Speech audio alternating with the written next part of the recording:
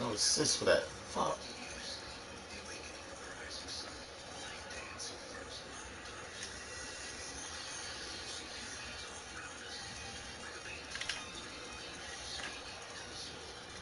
I'm not about to play that card. Why you doubling me already? What the fuck? Come on, don't. That's my nigga. I ain't even gonna snap. All I'm gonna do is smoke. Let's do it. No, no, no, no. Don't double him. Get that. I'm going like I was never around.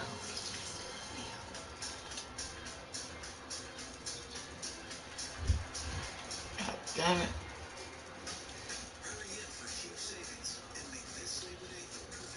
Get my badges up. Tired of this shit.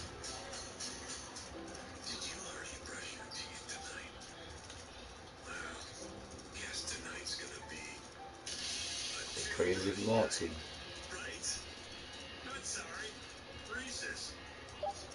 Come on with that leave a sign and shit, man. Get your ass out of here.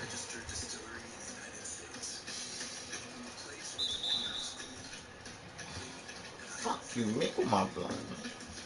Got me right.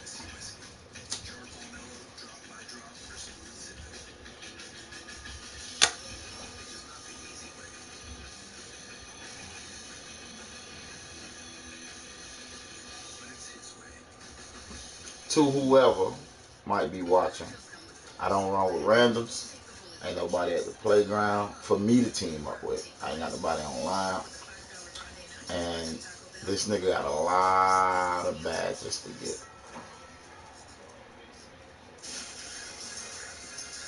I've been shitting on niggas with him, but he ain't complete. How the fuck this nigga got the ball?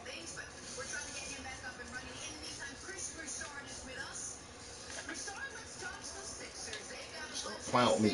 Right hand on your bitch ass. Come on. Scared of you. Brent Brown fired. Figured that shit.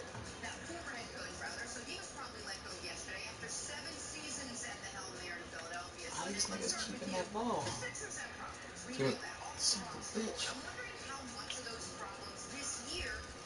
How you keep getting it to him? You the playmaker. Ooh, give me that.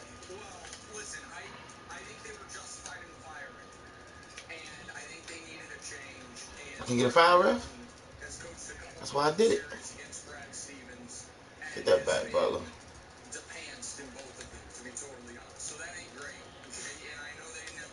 I ain't gonna fire that hoe up. The devil was a lie.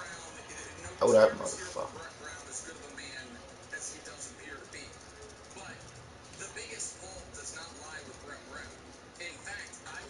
Oh, man.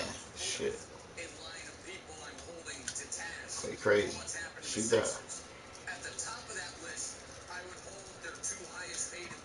Give me this. Good little nigga. Oh, no question. Handle your business.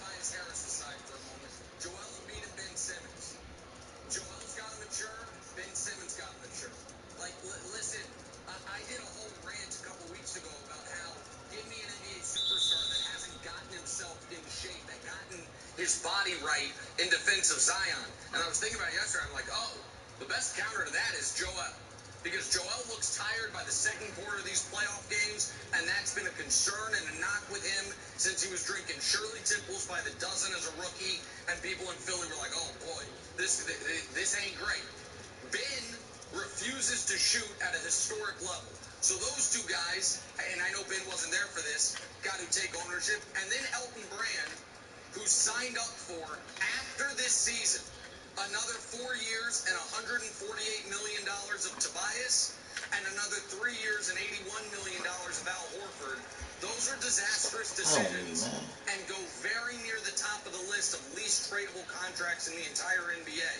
So, Broussard, I think they were justified in firing Brown, but this is not a situation. You mentioned earlier Mark Jackson and Steve Kerr.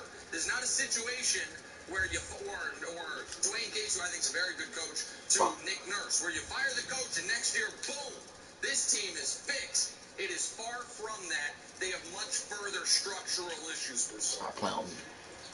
Well, they're not. They wouldn't be fixed no matter who the coach is in terms of they're going to win the championship next year, which is what Tighten we the saw fuck with up, Golden Crowder. State and Toronto. See what I'm saying? It's bullshit, man. However, and I'm I'll give fresh you as this. fuck. Hold on, let me check goes to me out, everybody. man. Joel Let me Embiid check has not me shown out. the commitment or leadership of a winner. I'm So texting you the real need nigga. him to get more committed, get in better shape. There we And go. for goodness sake, Joel, Ooh, stay that on boy the fresh block. to Even when Ben Simmons death. was not there, he's floating around on Look the at the three-point line. He's bottom letting of my shoe. Daniel Nigga Theis or sleep. whoever push him out to Nigga 15, sleep. 16 feet on his post-ups. Enough of that. So Nigga Joel wouldn't even is know. not Hold on, blameless. how you? Ben, as you mentioned, Nigga wouldn't even forget know. about hitting the three-point. There is Just 7 take it. different colors Just in that take it, goddamn Ben. shoe. And this is a Can't serious see it, flaw for him. but it's So there. those guys are not blameless. And you mentioned Elton Brand and the moves for Horford and You got the Tobias light blue, Harris. However, teal, you can like kill at the bottom, those moves all you want. which is But the fact is, when you look at this roster ice in Philadelphia, teal, is what I like to call it. it? Gangster. Talent. Matter of fact, hold up, hold up, hold up. Superstars See that shine? young, and See that Tobias shine at the Harris bottom? as a third option. Nobody can do it like me. Overpaid You see what I'm saying? but still a very good third But option. And Al Horford, look, I know he you can see the shoestrings because of the material I use for the shoe. It's the See what I'm coach's saying? job to get Whole the shoe players to suede. fit together. Whenever you have a lot of talent and you don't maximize that talent, epic, or at least get it to play at a reasonable level to how good it is, it's the coach's fault. Period. The end. So no one's blameless, but Brett Brown is the number one in the little, target because he right over the Nike check, the little dots and shit, you got purple, I got a question for you. pink, Which is, you look around the league gray, right now, there are 3 white, job openings that silver. all some would argue are premier spots. The Pelicans with Zion, that flexibility, and I think an excellent you general would say, manager. damn, The Nets, why you put all with them one colors? of the 3 best players in Well, the when league, you look and at it, Kyrie Irving, we're yet to see them play together. clearly, We imagine it'll be great. it And then the Sixers, with mesh Broussard mentioned, all into that this. talent. So If you're the product, everybody the else number get on one coach 2K on the market, how and do just you throw a look at the color on Sixers in shoes. comparison to the other I opening make jobs, colors most notably intertwine the Pelicans and to the Nets? create So colors that they don't have. See what I'm saying? Like ain't no brown on the game, but I know how to create it. See what I'm saying? That's what makes me the best. And I promise, on my kids, that's alive and doing well. Thank God. For me. But anyway, and I saw my unborn kids on this PS5. My goodness gracious, niggas better come with it, because I'm winning that 2K shoe contest, and ain't nobody fucking with me. I'm the best to ever do it. As a matter of fact, now Horford, who doesn't really work. We also brought in Tobias Harris, doesn't really work. Overpaid for both of them. oh shit, I can't see it when I do it on the game. But you know, these are my versions. You know, of these are new LeBrons now. These are the ones from this year. But I created them, you know, as though he's still in South Beach. But speaking of the king. Listen, great news. We got Brandon back. That means Wi-Fi is back. Let me reiterate, our guy Brandon is back. Rashard, thanks. We'll see you in a little bit. We're talking Lakers on the other side. The king taking control. First things first. Wait, who took his throne? Who's he retaking? Exactly. And eating the small bits of cheese stuck to a McDonald's wrapper is the right way to start a morning. Did you know that every second the universe expands by millions of miles every Go get direction? them.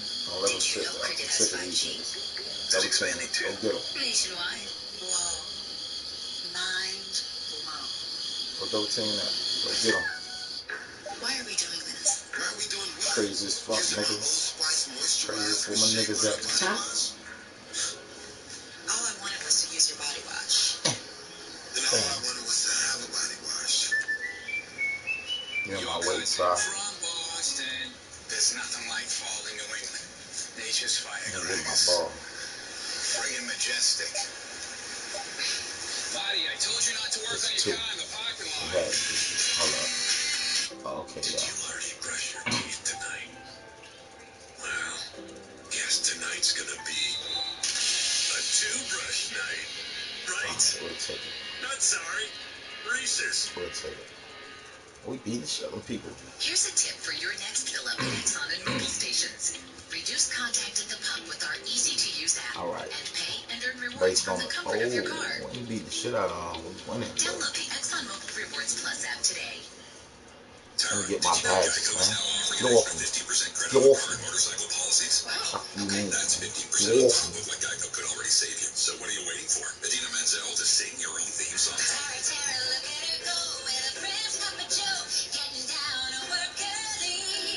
Come on Following with it. dreams, it's taxidermy. It's tax attorney. I bet that wrong, oh yeah. Geico. Save No an more extra missed free 15% throws, when baby. you switch by October 7th. And I'm playing in the game with the number 8 on Kobe Day. Because that's my favorite Kobe. Not that bullshit 24. Sniper. Is it expanding too? Rifle. Let's ride. Mind blown. Believe you me, we've seen a lot of mornings. And eating the small bits of cheese stuck to a McDonald's wrapper is the right way to start I'm a trying to morning. get from that corner. Nah, nigga, I ain't leaving.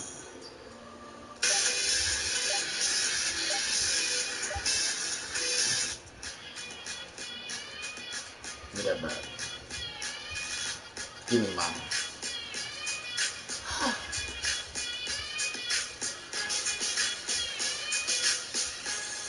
That's what I wanted.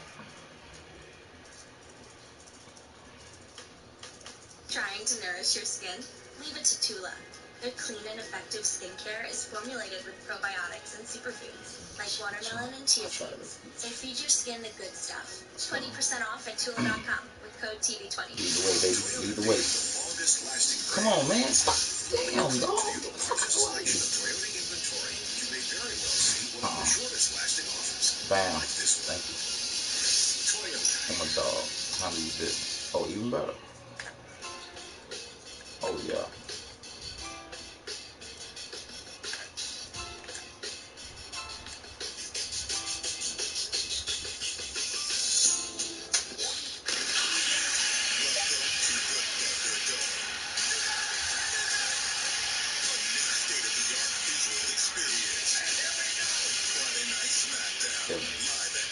Kevin.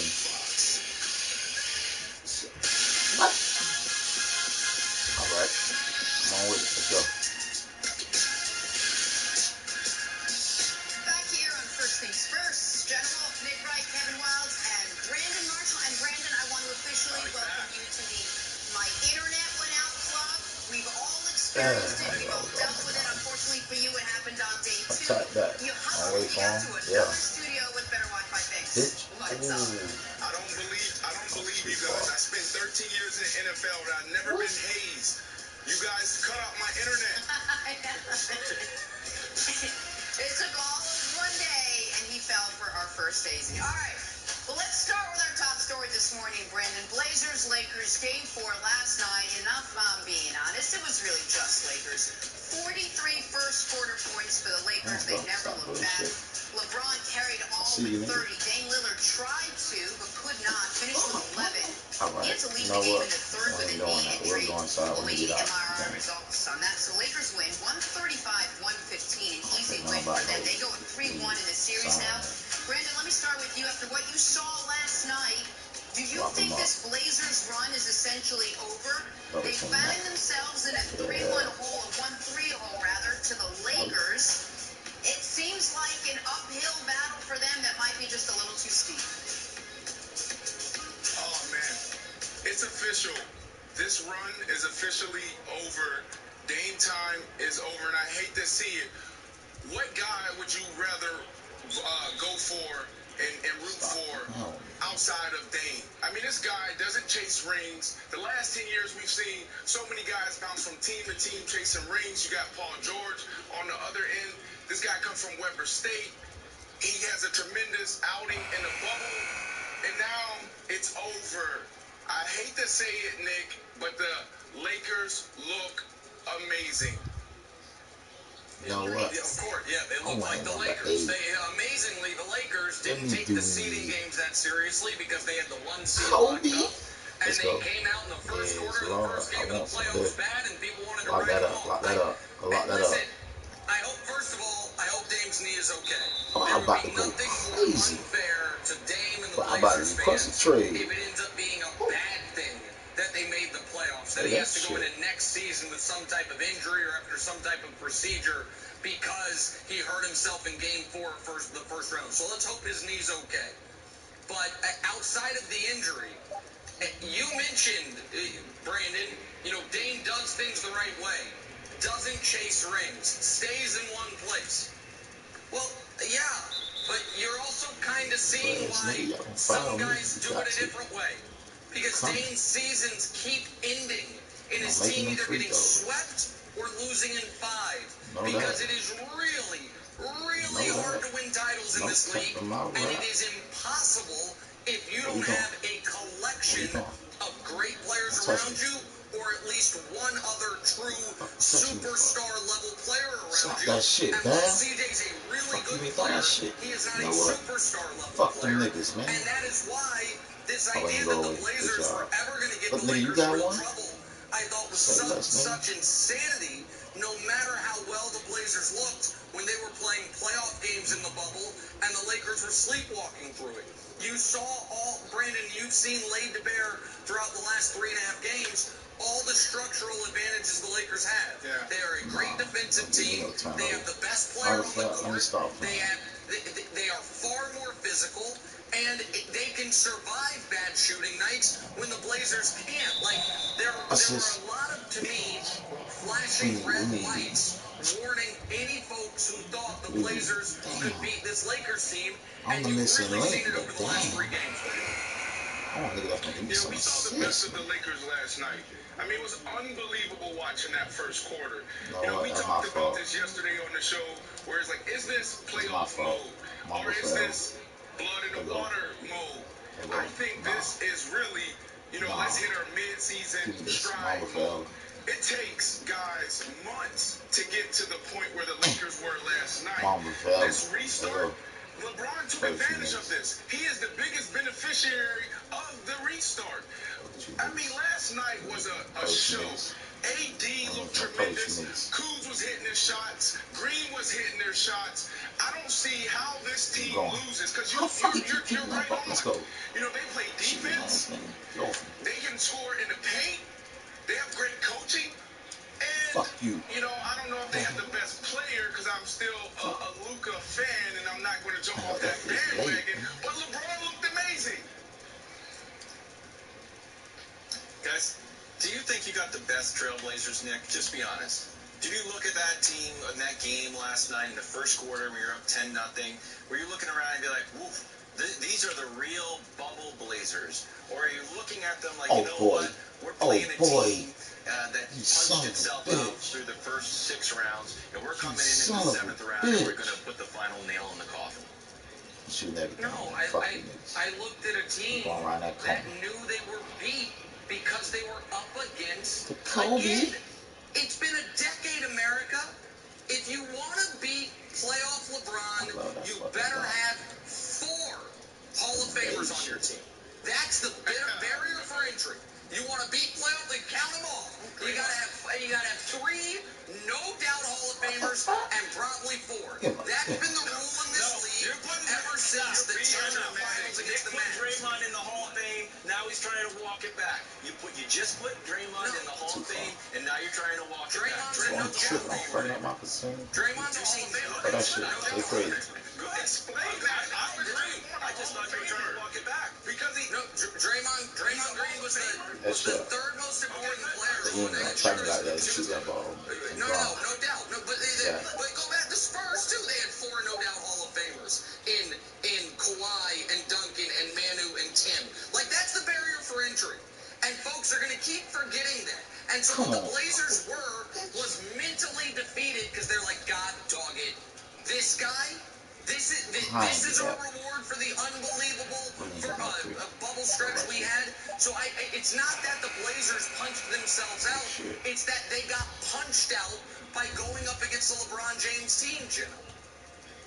You made such an interesting point earlier, Nick, and while I'll ask you, would the Blazers have almost been in better shape heading into next season had they not even made the playoffs or late in the bubble and just came close with tons of optimism, everybody's healthy, everyone's on the bandwagon. Now they seem a little more deflated. Dame might be hurt. You're not sure what state of mind they're in heading into next season. You almost wonder if they would have been in better shape had they not even made the playoffs, Wilds. Your Blazers. I think it's a good question, Jenna. I think there's a question of like, win the bubble, lose the war. You fight to get into the playoffs, only to be sort of spent. And I think when game 2 you're down 33, game 3 you're down 14, game 4 you're down 38. That's not like a quality team. That's a team that is just spent. So the question is like, would I rather be the Suns and have that post game and say like, wow, we're really looking up. Our future is bright. Or you look at the Blazers like, hey, we had our moment. We peaked. Should we blow up this team? Should we move Melo to New York so you can have this real homecoming, which is what I want? But yeah, I think I'd rather be the Suns, to be honest with you. Well, Brandon, let me ask you. Let's assume Dame is healthy. Dame is not seriously injured. Yeah. If Dame's seriously injured, then the worst thing that ever happened to them is Karis LeVert missing that shot. Karis LeVert makes that shot, they're not even there. So let's just assume Dame is healthy. What do you think? Who do you think feels better, Brandon, if Dame's healthy? Players on the Suns who went 8-0 in the bubble and just missed out. What the fuck? Or the Blazers who fought their way into the postseason and looks like it's going to be a gentleman sweep in 5. As a player, who do you think feels better? 100% the Blazers. I mean, the run they've had in the bubble, and it's not over. I know they're down 3-1, and it looks like it's impossible, but they're still there in the bubble. That's what it's about. It's about winning. Oh my God. These guys, it comes down to a finger and now a knee. If this guy never dislocated his finger, they're in this series. Think about this run Dame had. This is a historical run that we're seeing. Wow, come on, man. You got to stick up for your team. How are you jumping ship when this is your team? Have you met Wilds? It's not what he does. They were far away from a finger. I think we need a whole nother. It wasn't just. Wilds ready to Lakers. Blow it up. Lakers can close out the series. I'm ready to do some severe remodeling. Come on, dog. Hey, we gotta talk some football on the other side. Who's happier than Cam Newton right now? Nobody says Cam Newton. Talking Patriots next. First things first. I can always trust you. I can always trust you. I can always trust you.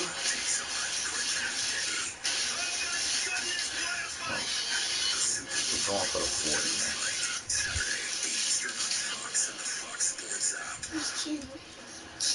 Why are we still in that? I done switched the man like 5 fucking times.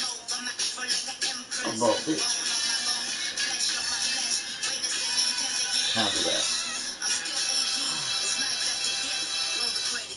Get back to your original color, whatever your shift. Trust Just for Men. Now, still 5 easy minutes, same great free results. Just for Men original formula is now shift color. Be the better man you are. Look the part. Yes, the great outdoors is wide open. It's time to expand your family's freedom with the off-road's best, like the only built-in GPS that doesn't require a cell connection. Upgrade your ride for as little as $5 a day. Polaris, think outside. What the fuck?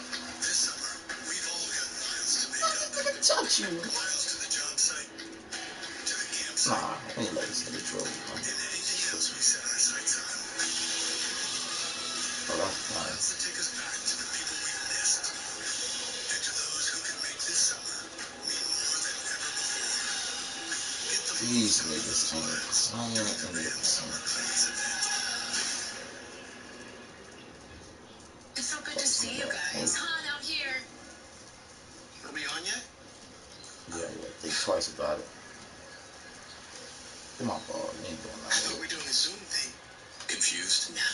Maybe you just need a Snickers. Howdy, folks. I'm fried darn near What's left to fry? Come on. Fries. Look at them go. Try KFC's crispiest, tastiest secret recipe fries ever fried in my new tenders meal for just $5.49. Now I've tried everything. KFC, we got fries now. Eddie loves tug of war. In his lifetime, he'll pull hundreds of tons. I'm going under. That's why he needs a tailored recipe for items to help him stay fit. Items who I am. Stop that shit Every up. second the universe expands by millions of miles in every direction. Did you know cricket has 5G? Damn. It's expanding too. Why you ain't playing the playoffs and shit like that? Mind Massive. you did this. Damn, I need 10. For less. What 12? Store-wide Labor Day savings and free delivery. The Home Depot is making do it even more affordable. So the only question now is what can you do next? The Home Depot. How doers get more done. Bill assumed it was a costume party. Bill assumed his mayo was the best choice. Assume nothing. Just like the leading brand, Kraft Real Mayo is made with high-quality ingredients at a price you can feel good about. No wonder Kraft is so good.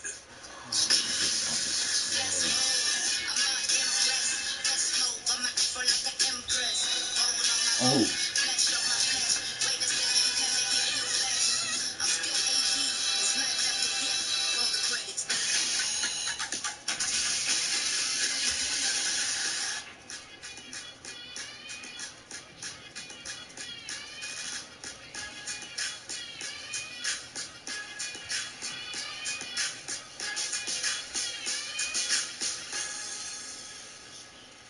Introducing Total, the world's most advanced home gym and personal trainer.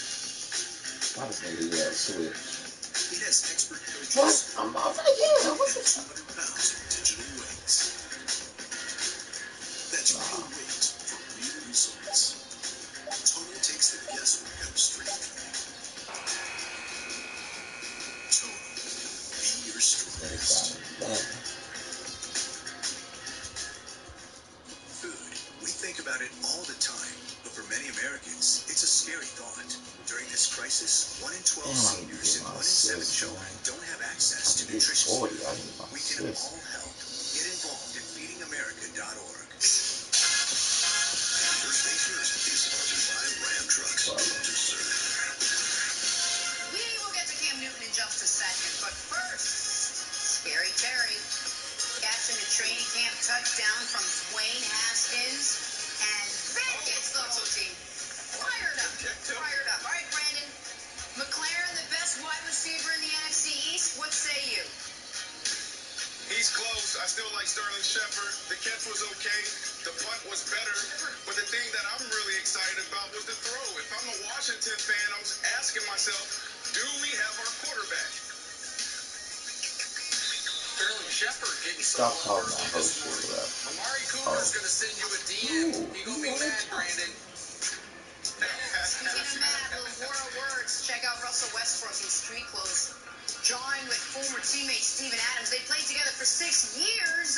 Nick, you like Russ's level of involvement in these games? Oh, I love it, and this is also a perfect encapsulation of Russ as a player. If you are on his team, he loves and adores and will fight for you. Steven Adams might have been his favorite teammate his entire time in OKC. He's been a Rocket for 9 months. Now he's like, bleep you! Get out of here! I'll fight! He's great. I mean, it's just vintage Russ. It's perfect. He and Steven Adams are like best friends. When they Come play on with that together, whole it's shit, unbelievable. man. I don't think he's yelling.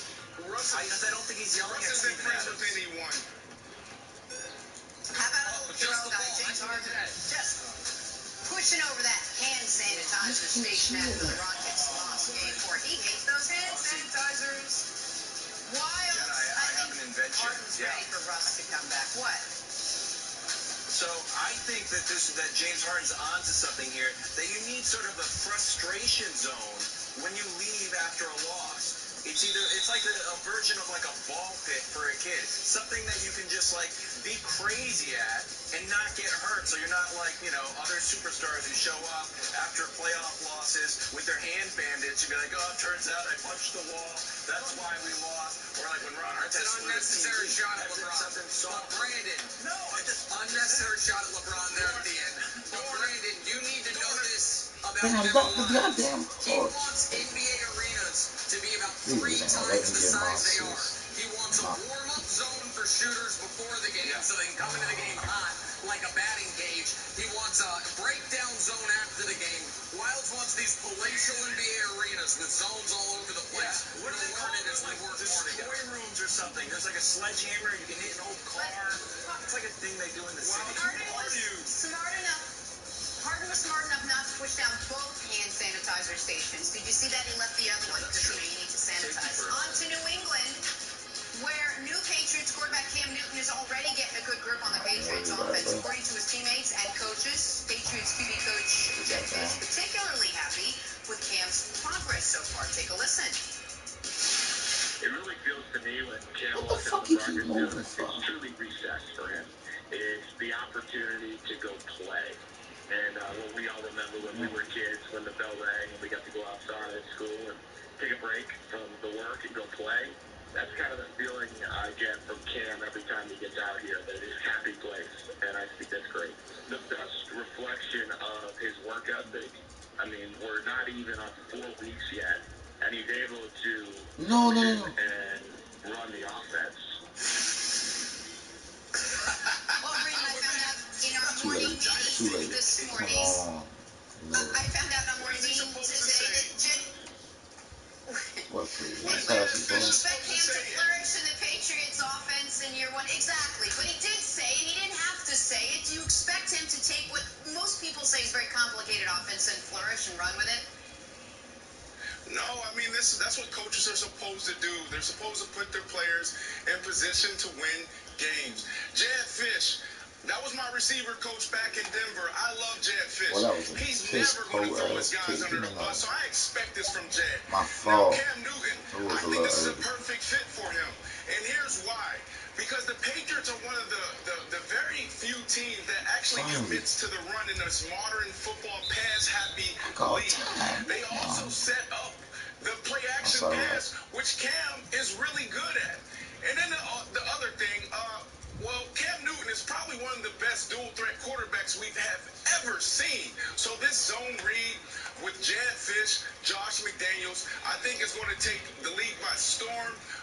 They have their work cut out for them, but I really am excited about Cam Newton in the past. Now, look, Josh McDaniels is also this outlier here.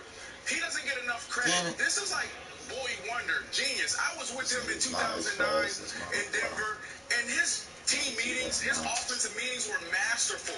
This guy is one of those people that has his players in position to win every single week.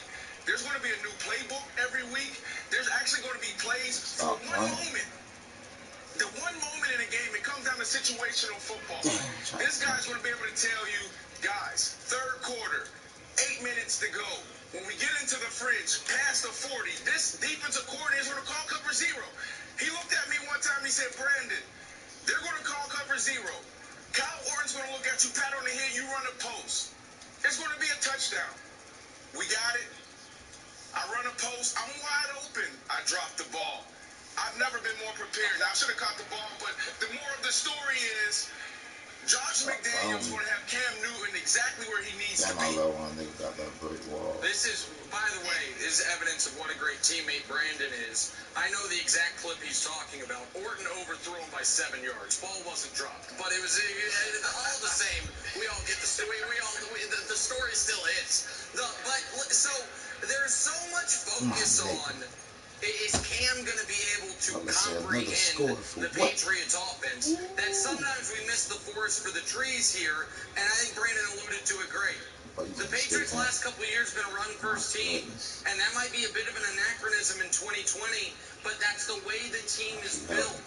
And now they have a quarterback who has been the best short yardage, not quarterback runner, but the best short yardage runner, running back, or quarterback over the last decade on their team. Cam also, for the first time since his MVP year, can drop back to pass knowing, you know what?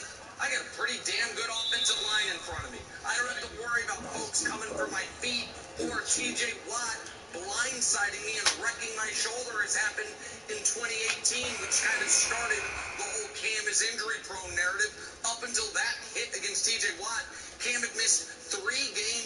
his entire career. And so there's just wilds.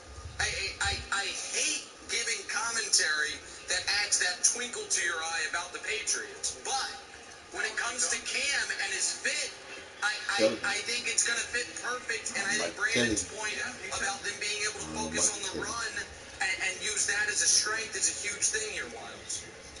Yeah, I agree, Nick, and I'm glad as a fellow Patriots fan that you finally see it my way. Sad day for everybody that said, hey, should Belichick tank? Should the Patriots just give up? Oh, they should just give up on the year and get Trevor Lawrence. He should throw it away. Just be like the Warriors, get a high draft pick. Oh, and then what happened? Here comes Cam Newton. 4 weeks in, we feel good about it already. I'm not worried. I'm interested to see how great Cam can be. Week 1, not worried about. I know they said Fitzpatrick's coming in. I don't know. I still think Tua gets started. Either way, Belichick 12-0 against rookie quarterbacks at home. Week 2, I'm a little bit nervous about. I think the season, we can get a glimpse of the season at week 2.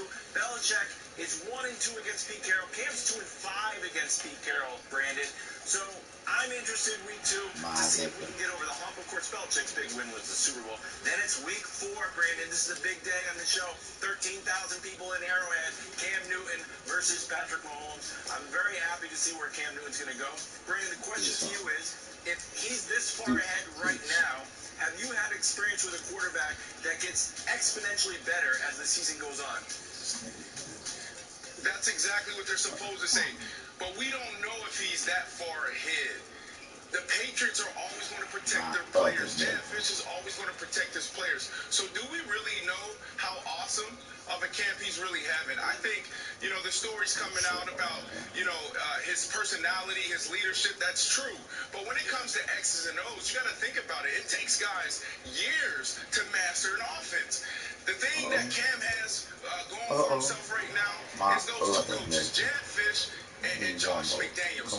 They're going to put together a playbook that works for Cam.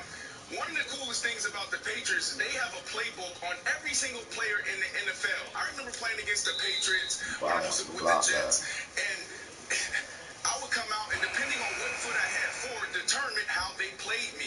Would they double me? Would they roll to 2? Would they play man-to-man, inside, outside? And it took me 2 games to figure it out. And after the game, I asked the guys, I said, what is it that you guys are seeing? They said, well, Brandon, every time you put your outside foot up, you're taking an inside release. So it tells us everything. So with Cam Newton, well, because I got some cool friends on the other side, right? Like I got a few people. I got a few people on the inside. But anyway, we don't share that kind of stuff. Sorry, go on. Just keep it close to the vest. Listen, but you got to do everything you can to get an edge, and I'm saying all that to say that the Patriots know exactly who Cam is. They know that he's a dual-threat quarterback. They know with the running game, it will open up the play action, which he excels in, and he'll be able to freaking crush the zone read. And just quickly, the Wilds, to your point, because I can't add anything to Brandon's, that was great, is I think you're focused on the beginning of the season, which is understandable because we're all so excited for football to finally be back. Yeah. But the Patriots just need to tread water the first 10 weeks of the year. If they are 5-5 after 10 games, they're fine. Because the back end of that schedule, you can look at it and say, well, 3 straight AFC East teams to end the year. You got the 2 LA teams, fortunately for the Patriots, in back-to-back weeks, so you actually don't have extra travel. And the Thursday night game, you're already in LA. Meanwhile, the LA home team was on the road that week, so they're actually traveling on a short week. You aren't. So, 5-0 at the end of the season is totally in play.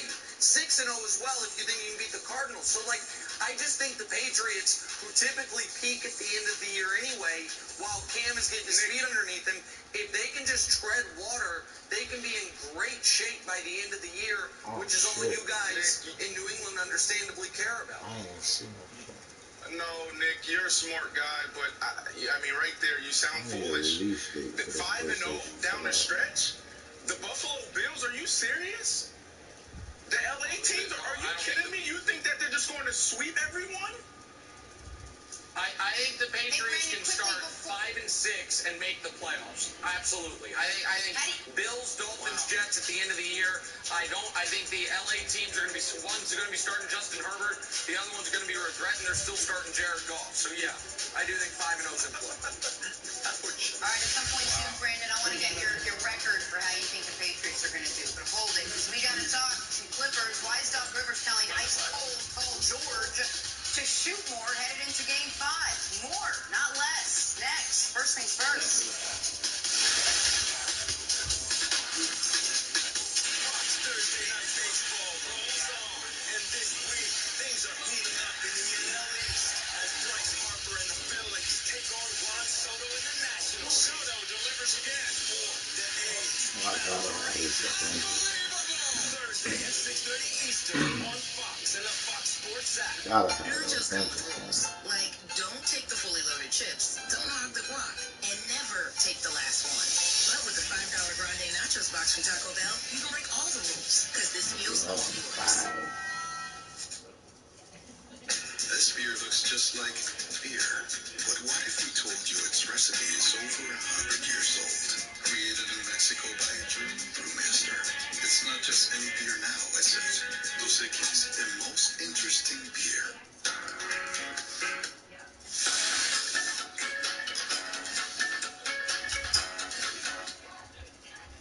Don't just do it yourself. Yeah. Nothing. Do it for yourself. What is that? Mine? What?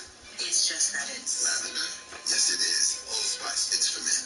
I like the smell of it. Man, game informing. You don't inform shit. What we talking about, huh?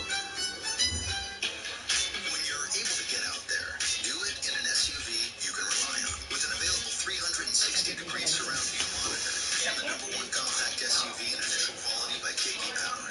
Getting out there, it's better in the Hyundai Tucson. Hiring is challenging, especially for key roles. Finding the right people is a very difficult task. ZipRecruiter finds us the best people for the job. They sent my jobs to the top job sites and found people with the right skills and experience. We've hired everyone from accountants to project managers to field scientists. With ZipRecruiter, we get hiring results. ZipRecruiter, rated the #1 hiring site. Try it for free at ZipRecruiter.com/FS1. Here's a tip for your next fill up at Exxon and mobile stations. Reduce contact at the pump with our easy-to-use app and pay and earn rewards from the comfort of your car. Download the Exxon Mobile Rewards Plus app today. When you need your bank, Capital One's top-rated app is right here. So you can check your balance, deposit checks, pay bills, or transfer money. When you don't need your bank, put it here. That's banking reimagined. What's in your wallet? Here's the snap. Throws the pitch. Throws right at the net. Drops it. Oh, that's going to hurt. Stand up if you are first-generation college student. Stand up if you're a mother. If you are actively deployed, a veteran, or you're in a military family, please stand. The world in which we live equally distributes talent, but it doesn't equally distribute opportunity. And paths are not always the same. I will tell you this, Southern New Hampshire University can change the whole trajectory of your life. This beer looks just like beer. But what if we told you its recipe is over 100 years old? Created in Mexico by a German brewmaster. It's not just any beer now, is it? Dos Equis, the most interesting beer. Nachos come with rules, like don't take the fully loaded chips, don't hog the guac, and never take the last one. But with the $5 Grande Nachos box from Taco Bell, you can break all the rules, because this meal's all yours. First Things First is sponsored by Ram Trucks, built to serve. Back here with Chris Broussard, we're talking Mavericks Clippers, Game 5 tonight. So Dallas comes in with all the momentum after Luka's buzzer beater to even the series. Clippers come in with an ice-cold Paul George shooting 22% from 3 this series. And as a result, Broussard comes in with his newly adjusted pick of Clippers, not in 5, but in 6. Head coach Doc Rivers Lakers didn't need. There you go. Doc Rivers confident PG can get it going. Take a listen. I just let him keep shooting. You know, listen, we got to get him more shots. You know, and that's on us, and that's on all of us. But I just want him. He got great looks last night, and I just want him to get more of those and take more of those. You know, he needs to shoot 20 plus times. He needs to get the ball up in the air, and he will. He will. I feel very confident about PG because I always have. Doc Rivers almost seems more confident about Paul George than Paul George seems to be, especially from the way he's been playing. Broussard, any chance you think the Clippers can bounce back if Paul George continues to struggle, continues to play the way he's been playing this series? Absolutely. Like, they couldn't win a championship with Paul George struggling, but they can beat the Dallas Mavericks. Let's just keep it real. Kristaps Porzingis, the Mavericks' second-best player, has been off the court for a game and a half of this series. Luka Doncic has been banged up the entire series. So even if one of your best players isn't there or is struggling, you have to overcome. Unless Kawhi Leonard and 2 or 3 other Clippers get hurt and can't play, there is no excuse for the Clippers to lose this series, no matter what Paul George does. Now, even if he continues to struggle with his shot, he can still impact the game because he's a personal player. If he stays aggressive, stays in attack mode, even if he's missing, he can create plays for his teammates. Obviously, he's a great defender, so he can contribute on that end of the floor. This team is not we go as Paul George goes, at least not against the Dallas Mavericks. So certainly they can win this series even if he continues to miss shots. But what goes without saying there is they can't win a title with him playing this way. And that does, to me, bring up a very interesting question. Can we throw up Paul George's playoff numbers against the playoff numbers of 2 people yet to be revealed? And I'll tell you, so it's pretty obvious Paul George is the worst person, is playing the worst of these 3 guys. So show who those other 2 guys are, please. Because those are the 2 guys the Clippers traded to get Paul George. Now, that's not all they traded. They also threw in 7 additional draft picks in order to get Paul George. It is an epic haul, and people say, well, you weren't just trading for Paul George. You're trading for Paul George and Kawhi. Got it. But that then brings us back to Kawhi's decision, which was to only go to the Clippers if they make this move. And now, with the benefit of some hindsight, but some of us saw this down the road or further up the road, you got to say, Kawhi had 4 options this offseason. The first one was to sign with the Lakers, LeBron, and AD. Now, I'm glad he didn't do it because I didn't want another super team, but that would have been the surest path to a championship. The second one would have been stay in Toronto. You're the defending champs, bringing everyone back. They're awesome even without you. That would have been your second best chance for a championship. But Brandon, what I think America is starting to wonder was your next best chance for a championship.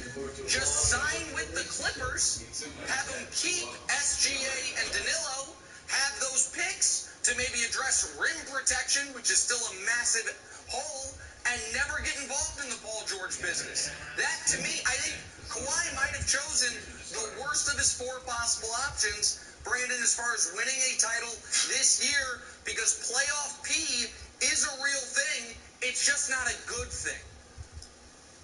Yeah, I mean, listen, Kawhi made the right decision. That's where he wanted to be. LA's home for him. He didn't want to play with LeBron. He didn't want to be, LeBron's wingman. And I respect that. But here's the deal. This is on PG-13. This is all on him. Who would have thought that given this moment, this is how he would perform? You don't expect this from a superstar. Yes, I said it, Chris. A superstar. PG needs to step up. It's telling to me that the coach, and you got to take these press conferences serious. We speak in front of the camera every single day, right? And a lot of times we think, oh, we're just answering questions. The player players, the coaches, but you really have to listen to what he's saying. Doc Rivers is basically telling Paul George, please shoot. Why do you have to tell a guy to shoot? Like, think about that. That is really telling, and that's really concerning. You know, I was confused, Brandon, not because Doc Rivers is telling him to shoot. It's like, I don't think the volume of shooting has been the problem. The looks have been okay. This haven't been going in. Broussard, I want to get your take on this specific play. This was my Gladwillian blink moment where I looked at this, and I don't need to analyze a ton. I don't need to look at his shoulder, and I'm not a doctor. I just very quickly I looked at this in overtime like, that just doesn't look like Paul George. And I'm not, look, I know we're in weird territory, uncomfortable territory to say like, he looks hurt. I'm a doctor. I'm in my basement and doing a sports TV show. If his shoulder was hurt, if his shoulder was hurt, Doc would not be sitting in his press conference telling him to shoot more. Think about that. He's not hurt. No, yeah, I'm not gonna trust me. I'm not going to put this on an injury. And I'll say this. If I'm in Paul George's position, I want to hear exactly what Doc Rivers said. The last thing you want to do is be out there. You're second-guessing yourself already. And you don't want to be out there feeling like if I miss a few, the coach is going to take me out. Someone else is going to be playing in my place. You want your coach to display this type of confidence and say, shoot. I told you guys the other day that I was told they got in a little bit of an argument because Doc was like, stay aggressive and shoot the ball. And Paul George was like, I'm missing. I don't want to shoot if I keep missing. So Doc is trying to put that confidence into Paul George. That's what I want to hear if I'm PG-13. Listen, Paul George's in his own head, and he's in his own mentions, and it's a problem for him. We know that. He muted his Instagram mentions yesterday. The fact that he needed to do that because he was checking them gives you an idea of how deep in his own head he is, and it's in part because he knows he has had some really tough playoff moments. And we're not. And he was 2 for 16 in the final game of the 2018 season, and then he came back the very next season. And I know, Broussard, you and I both argued with Brandon yesterday when he called Paul George a superstar. But in Brandon's defense, this dude was third in the MVP voting last year. Third in league MVP voting was Paul George a season ago. So his total no-show in this postseason, I understand it's jarring for the Clippers, even if his postseason resume is a little, checkered. But it is, to your point, Broussard, not an excuse to blow a 21-point lead to the Mavs when Luke is hurt, Kristaps ain't playing, and Lou Williams is NBA Jam on fire. Lou Williams scoring a point a minute in that game. Kawhi was excellent down the stretch, and it speaks to JaMychal Green had a really interesting quote after the game saying they're missing the dogfight that they had in them last year. Any folks that are like, they've lost their heart and soul when Beverly's not out there. If you're a championship team, you can't be missing Patrick Beverly for 3 games and have that derail you. And so there are much bigger issues for the Clippers than just Paul George. But if they're going to win a championship, obviously Paul George has to be better. But right now, they are systemic issues about sustained effort and intensity from start to finish of playoff games. The identity of this team has changed. Last year, they were the little engine that could. Just taking the Golden State Warriors 6 games in the first round of the playoffs, you saw they played with heart. They played with emotion. They were came back from 31 down. This year you brought in a superstar and another star, maybe 2 superstars according to Brandon. Whatever you look at it, 2 stars. And one of them was banged up all the time in Paul George. And Kawhi doesn't practice a lot. Sometimes Kawhi's not at practice. Okay? And everything has changed. Now they're not prima donnas, but their identity has changed. And players in that locker room see it. And this is something they've got to fight over. I think they can fight over it. Obviously, I picked them to win it all. But this is something they're going to have to continue to struggle with. Brandon, quick question to you. When you're a professional athlete, you know you've got, call it the yips, call it whatever it is. Do you want to go out there and push harder and lean into it? Or do you want to take a step back and get your head right and then go out and feel like you're a better chance of making shots? Maybe it's me and I'm a little off, but when I drop the ball, or if I drop 3 balls in a row, I didn't want a teammate to tell me I can do it or get them next time. I didn't need a coach to say anything to me, because in my head it was like, I know who I am. I know I'm a star. You don't need to tell me that. Throw it to me again. If Jay Cutler stopped throwing me the ball, I walk up to Jay Cutler and say, why are you stopping? Well, you dropped 3 balls. I don't care. Throw it back to me. Sorry, I'm getting a little heated. I guess I'm missing a little. No, I love it. Love it. We got such great insight. Pep talk. Guys, is Julio Jones the best wide receiver in the NFL? If only we had a wide receiver that we could ask. Oh, hang on. Talk a little football on the other side. Brandon, don't let your Wi-Fi go out. First things first. Hazing. Believe you me, we've seen a lot of mornings.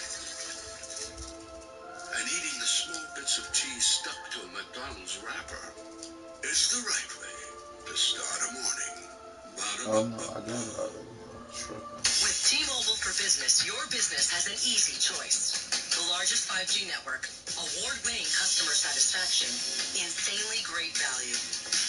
Choose any 3. Ready when you are. The terror of public speaking. Getting stranded at sea. Paying too much for a bed that isn't right for you. These are the most common fears in America.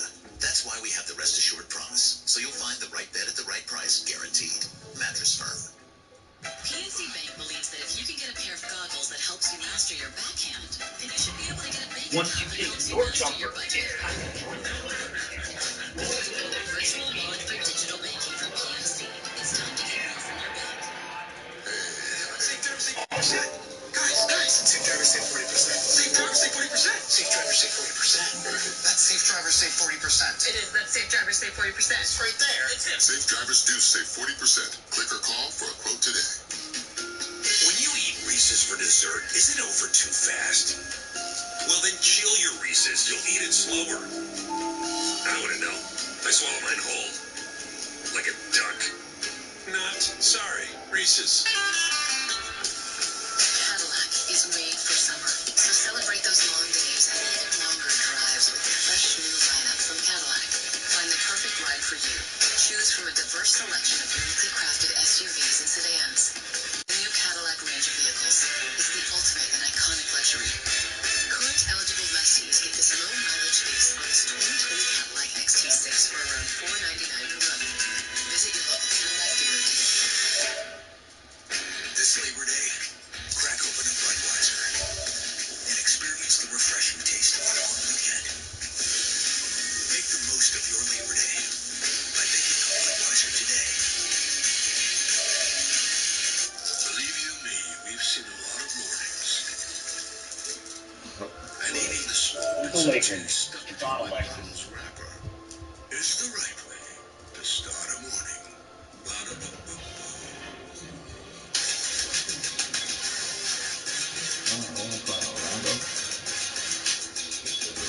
Right. They up the street. I refresh the fuck. Yeah.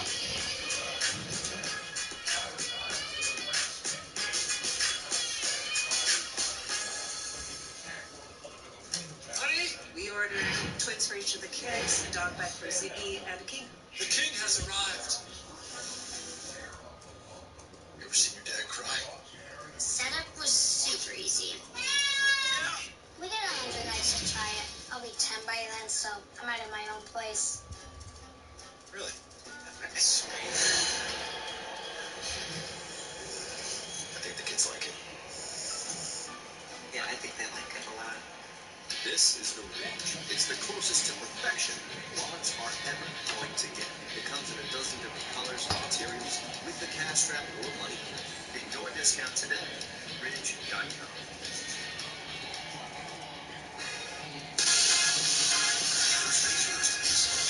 Ram trucks built to serve.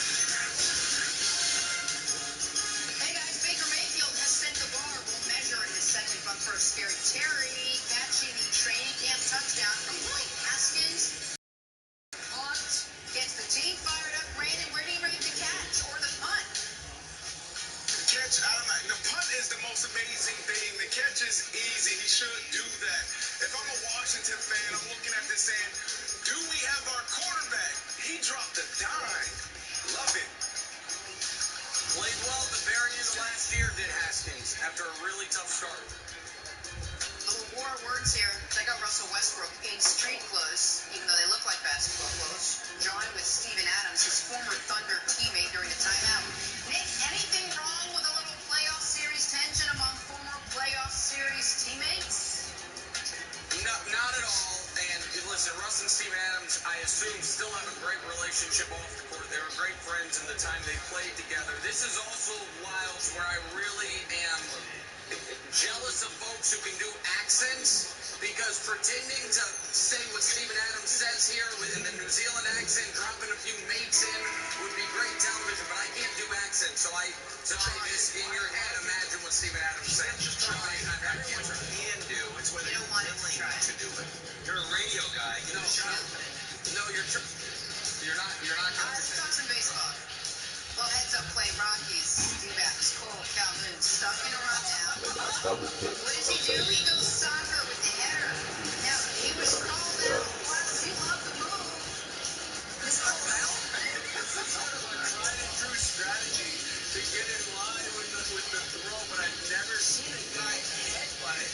I think it's great. I think this is right up there with coming it off your finger to play in the Super Bowl. This is it's fantastic. It's fantastic. Why was he I don't called know. A out? lot of analysis on it. It's just wonderful. All right, time for a little drawing blank. Also time for talking receivers. Kyler Murray, guys. Kyler Murray said it's definitely possible that the pass-catching firm of Larry Fitzgerald, DeAndre Hopkins, and Christian Kirk all can get 1,000 yards this season. The Cardinals had the last trio to do that back in 2008. So, Nick, Kyler saying it's definitely possible Hopkins, Fitzgerald, and Kirk all go for 1,000 yards is blank. It's actually possible. Unlike the conversation about this with the Cowboys. What up, Brandon? Hold on, I heard you say, hold on, go ahead. What's up? Fool's gold. Fool's gold. Fool's gold? Oh, you think they got no chance? Cliff Kingsbury? No, You got Kyler in here too? It hasn't been done since 2008. If it was that easy, Aaron Rodgers would have did it with Driver and Jennings and the other guy, Jordy Nelson. Come on now. It's fool's gold. Okay. I think Where do you stand? I feel like it's closer than you realize. Kyler threw for 3,700 yards. DeAndre had 1,100. Larry's done it 9 times. It's just a matter of if Christian can get over the hump. So He got me. Slow as hell. actually going off. Yeah, I think that talking about it ridiculous when you have Zeke as I think when you have Zeke as a running back, it's not going to happen. When you're going to be throwing the ball as much as Kingsbury's going to throw it, Zeke is a superstar. Larry's super consistent. I agree with Christian Kirk. And also, shout out, it took 3+ years, but my good friend Stevie Breston finally made the show. Good shout out to Stevie Breston. Miss you, buddy. Good to hear from you. I didn't know he was on this list. We tried to fit him into the show. We got him in. Talk some Baker Mayfield. Baker has his sights set on an AFC North title this season, saying, it starts with a division title. Okay, Nick, my plethora of eye rolls aside, the Browns' AFC North title chances are blank. How about let's get out there and win one game and go from there? Let's stay healthy. Let's just all get on the same page. I gave you 3 options right there. I love that Jenny. Right. The answer is there's nothing the Browns could say in order to appease Genival. So there's a bad mentality. But the Browns AFC North. The Browns AFC North chances are Lamar dependent. I think the Browns can win 10 or 11 games, Brandon. The problem is they're in a division with the Ravens, and the only way the Ravens don't win 12 games in the division is if something, either Lamar regresses terribly or Lamar, who's already a little dinged up, something happens to him where he has to miss time. If Lamar plays all 16, the Browns have no chance of winning the division. So I say it's the Browns AFC North title chances are Lamar dependent, Brandon.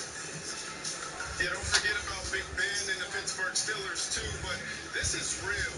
I've been saying this for the past 4 years, and it's getting frustrating,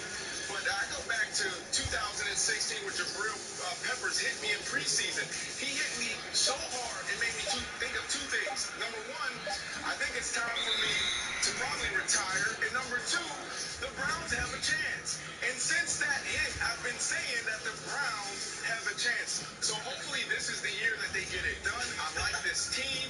I like the coach. Let's go. Brandon, first of all, again, great cactus in your background. Fantastic. I'm going to add one to mine. I went with 9-13 dependent. They've got the Ravens right away. And Brandon, like, with no preseason, if you're ever going to, like, take down the Ravens, it feels like week 1 is the time to do it. Then you got Joe Burrow. So those first 2 weeks, you come out of the gate strong, maybe you got a shot. Maybe I'm That's a shot. I'm telling you, this team is talented. This team is talented. Speaking of the Ravens, All-Pro safety Earl Thomas released Sunday by Baltimore. Reports are leaking out that he was not well liked by his teammates. Brandon, let's start with you here. Earl Thomas reportedly being not well liked by his Ravens teammates is blank. This is shocking because I spent a little over a year ago with him when I was playing for the Seattle Seahawks, and he was one of my all-time favorite teammates. So this is shocking to see a guy go from a leader in the locker room in Seattle to a distraction in Baltimore. Makes me wonder what else is going on. Now, we know he had a tough offseason personally, and in decision-making, punching a teammate, maybe it's time for Earl to sit down and get a little help, but this is definitely shocking, Jenna.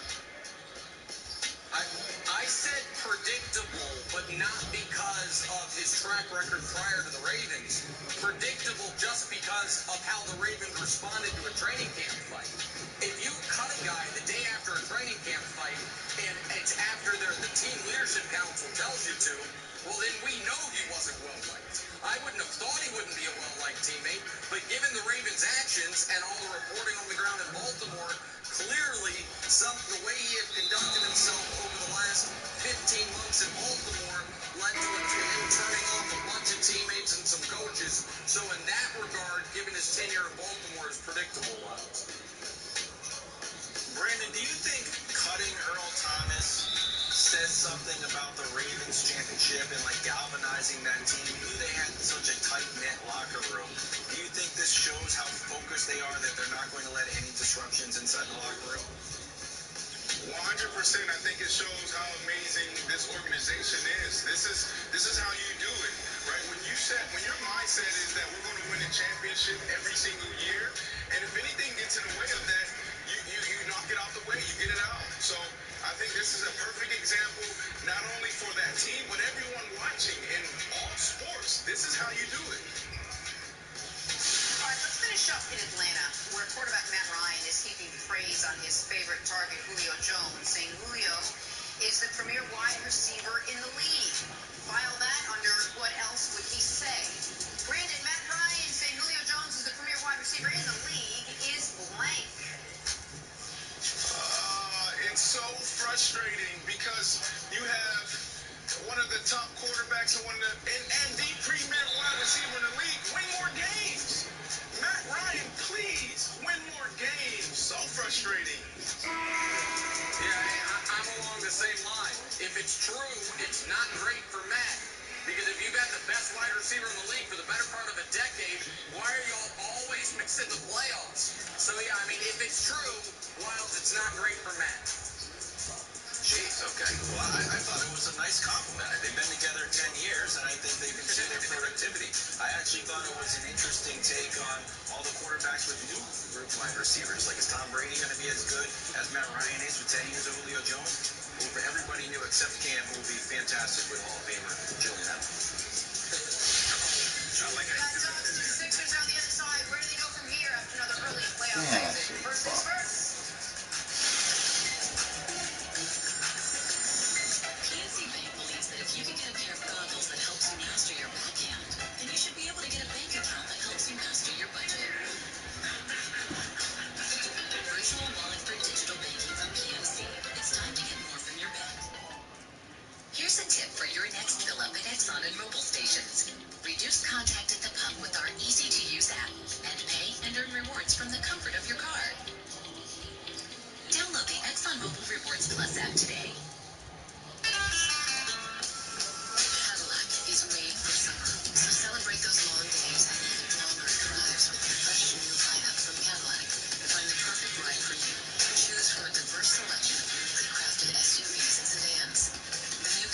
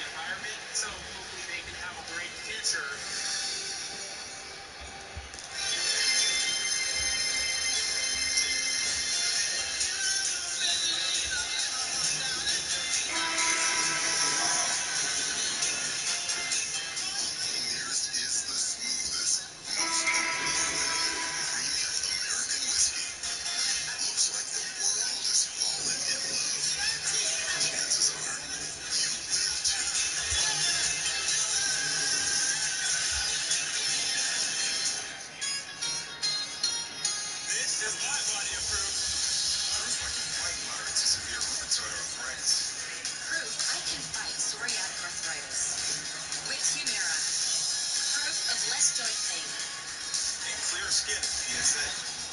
Humira targets and blocks the source of inflammation that contributes to joint pain and irreversible damage.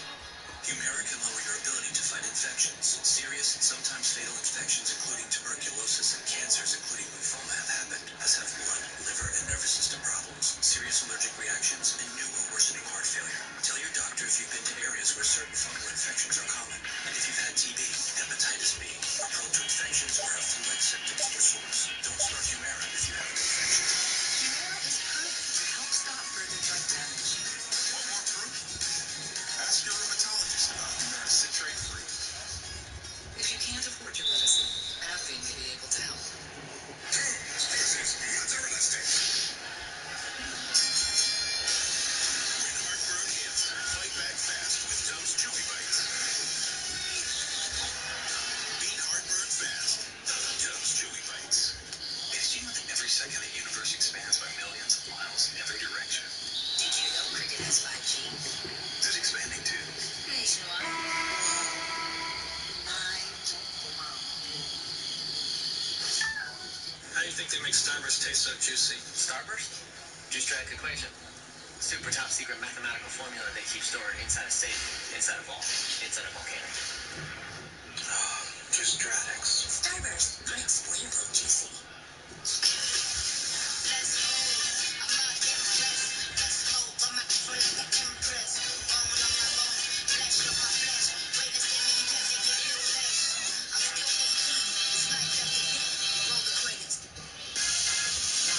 First things first is sponsored by Ram Trucks, built to serve. Hey, this week, Thursday Night Baseball, Bryce Harper and the Phillies battling Juan Soto and the Nationals, or the A's taking on the Rangers. All the action begins 6:30 Eastern on Fox and the Fox Sports app. Check local listings for the game in your area. All right, guys, time for stories to start your morning, and starting with the thunder that we heard yesterday.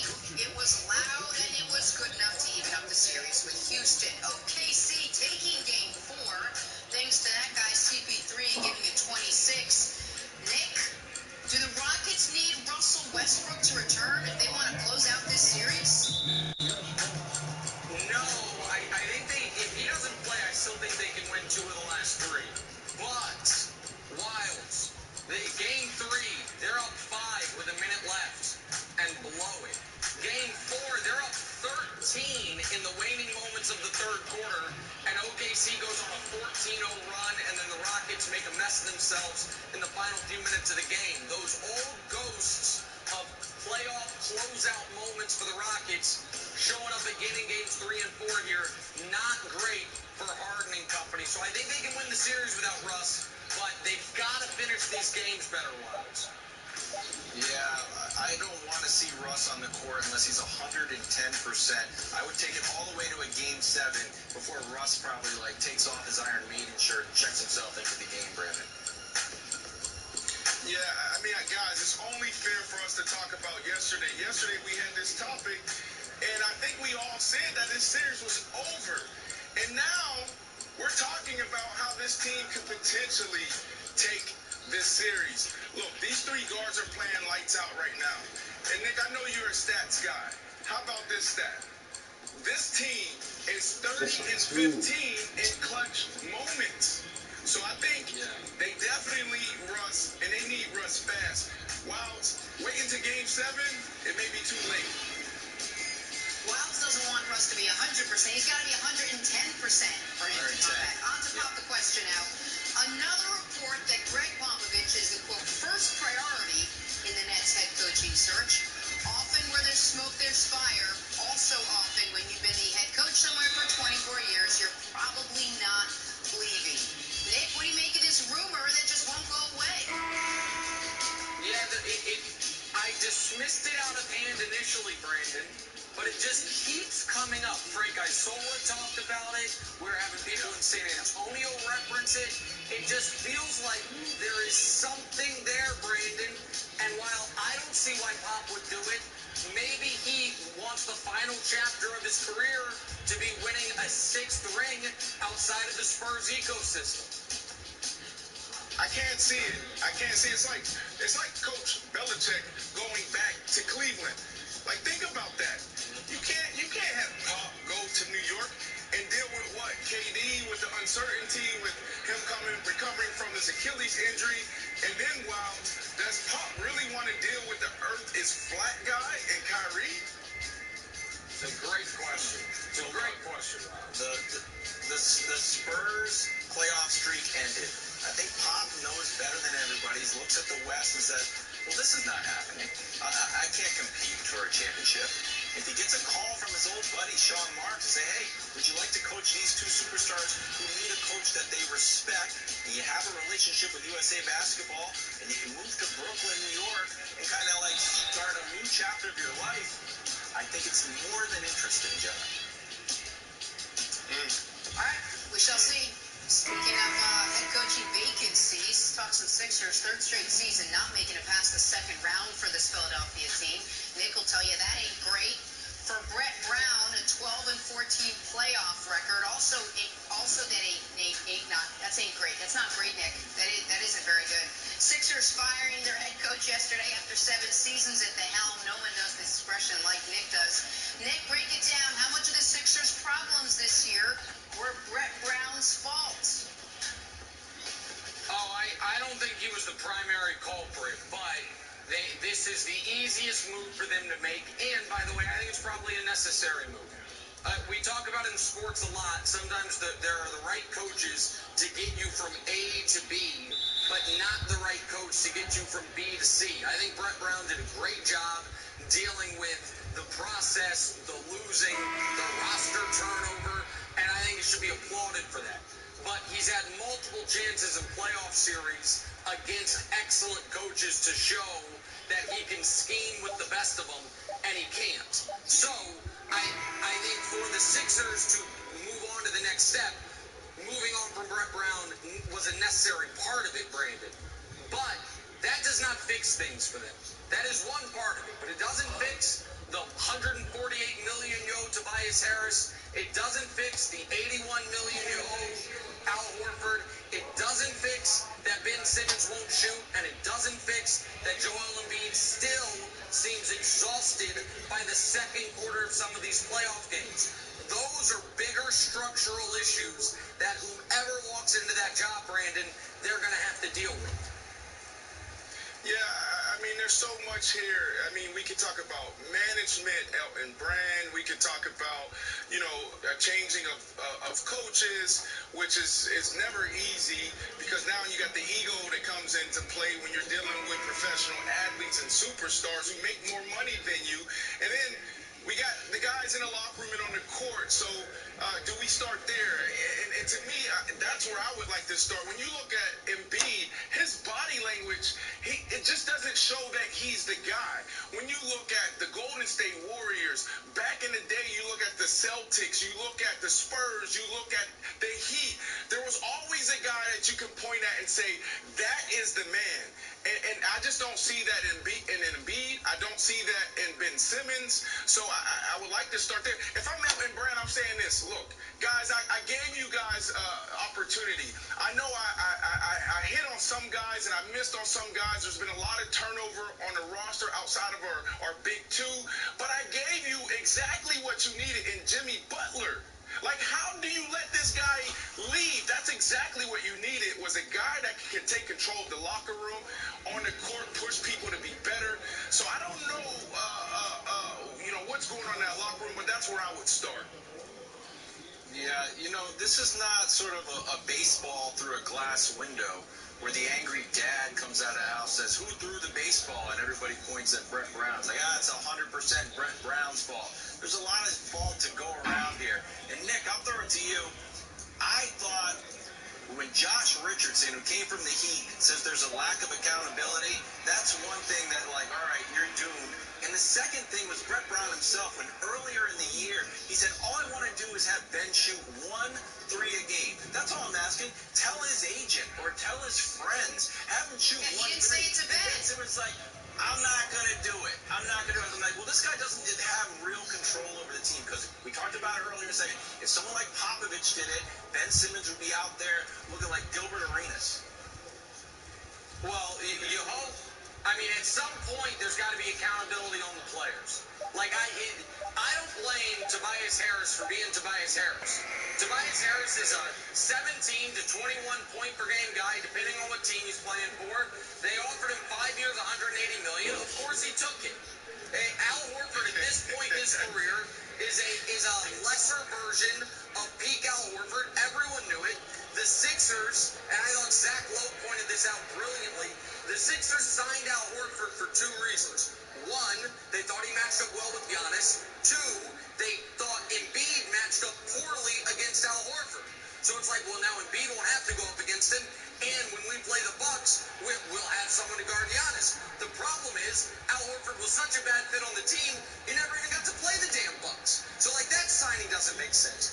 But Embiid and Simmons, the number one pick of the draft in Simmons, and Embiid, a guy who would have gone number one if you weren't concerned about his foot injuries coming out of Kansas, those guys have to mature professionally. Joel Embiid, it's the body language, Brandon, but it's also the fact that his rookie season, they were worried about his diet. There's a funny anecdote about how he just fell in love with Shirley Temples and drank them by the dozen. Virgin Shirley This is 6 years ago. He's still overweight. Like, he still is not in shape. And Ben, the knock on Ben from his first moment in the league was a refusal to shoot. And he still refuses to shoot. Brandon, I don't put that on the coach at some point. The athlete has to take it upon themselves to improve their weaknesses. Yeah, I don't know if it's me because I'm a football guy, but it just seems like in basketball, you know, it's more ownership goes to the player.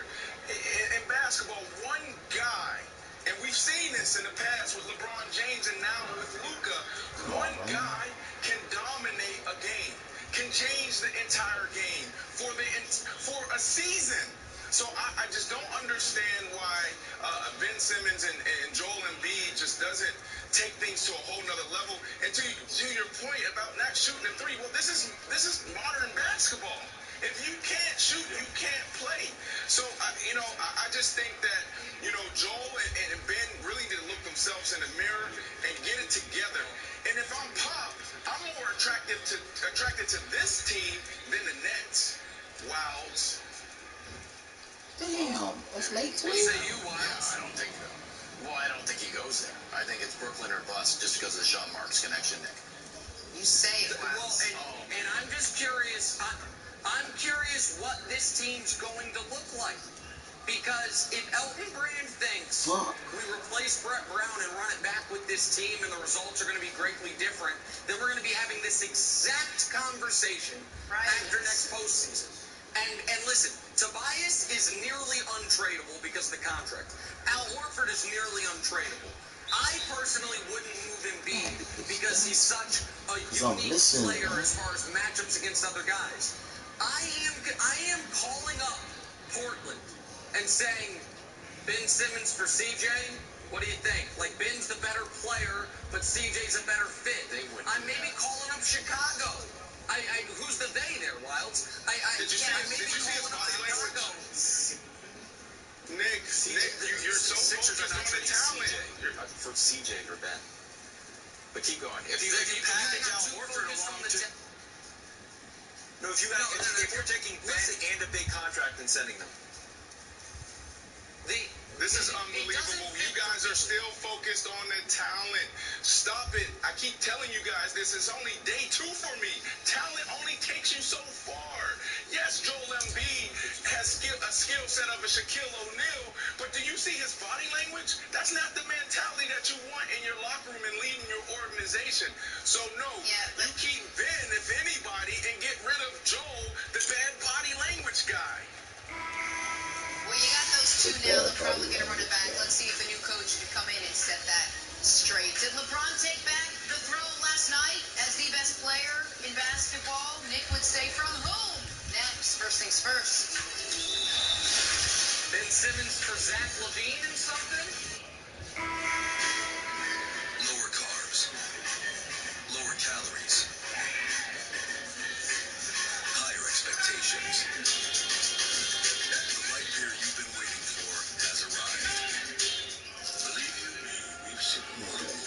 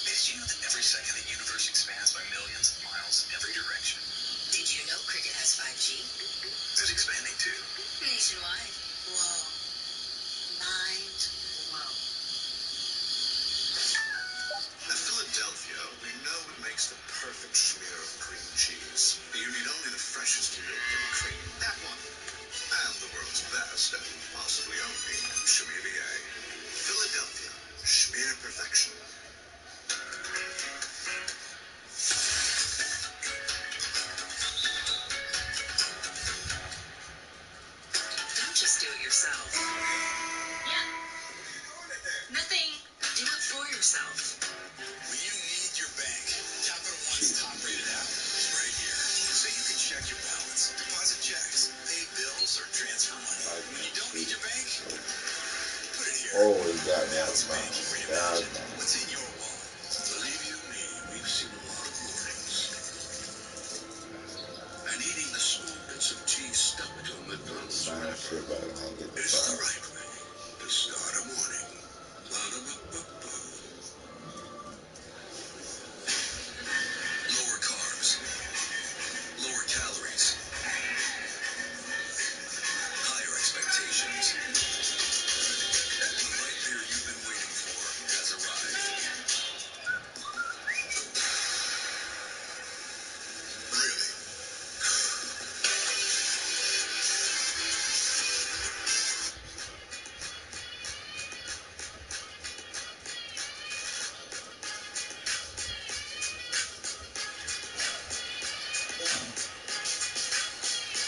Oh shit. Man, it's far from over.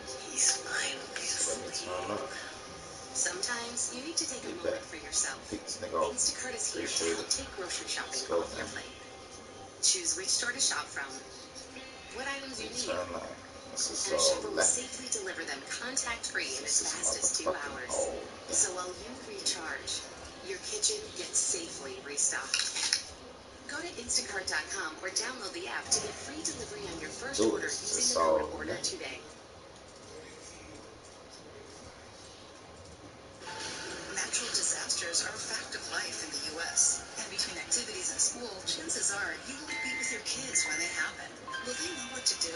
Ready.gov/kids can help your children feel prepared, not scared. So talk with your family today. Nothing. First Things First is sponsored by Ram Trucks, built to serve. Time for a prime performance sponsored by Whole Foods Market. Talking LeBron James and the Lakers, the King had everything going on Mamba Day. Finished with 36 and 10 in the Game 4 win. His old pal D-Wade chiming in during the game saying, "This LeBron is a scary sight for anyone guarding him." So Nick, why don't we start there? You think LeBron retook his throne as the best player in basketball over the last 2 games? Because there was doubt. May not have been from you, but there was doubt. A lot of doubt. No, he didn't. He didn't retake it. Because you can't retake something that's already yours. Like, I'm not retaking this cup of coffee. I've always had it. It's been here. No one took it from me. It's just been sitting right here. Now, occasionally, maybe it's off camera and people don't know it's there. But you can't retake something that's always yours. But if I may for a moment, may I congratulate America on the return of the single best show on television, 14 of the last 15 years. It's not 60 Minutes. It's not The Simpsons. It's none of those. There you go, Wilds. It's exactly that. It's playoff LeBron. And if you haven't been around, just for a moment here, let me remind you how this show started. Many people say it had the greatest pilot episode of any show ever, with the 32-11-11 in the first playoff game. See, after season 2 of this show, people were wondering, could this be the greatest show of all time? That's the year he took the Cavs to the finals in 07. Season 7, 8, and 11 of the show, you swept all the awards. You won the championships, you won the MVPs, all of it. Season 13 of this show, people still to this day say, might be the greatest individual performance ever. That was the 2018 Cavs. Now, then season 14 was postponed. And people wondered, is that show ever coming back?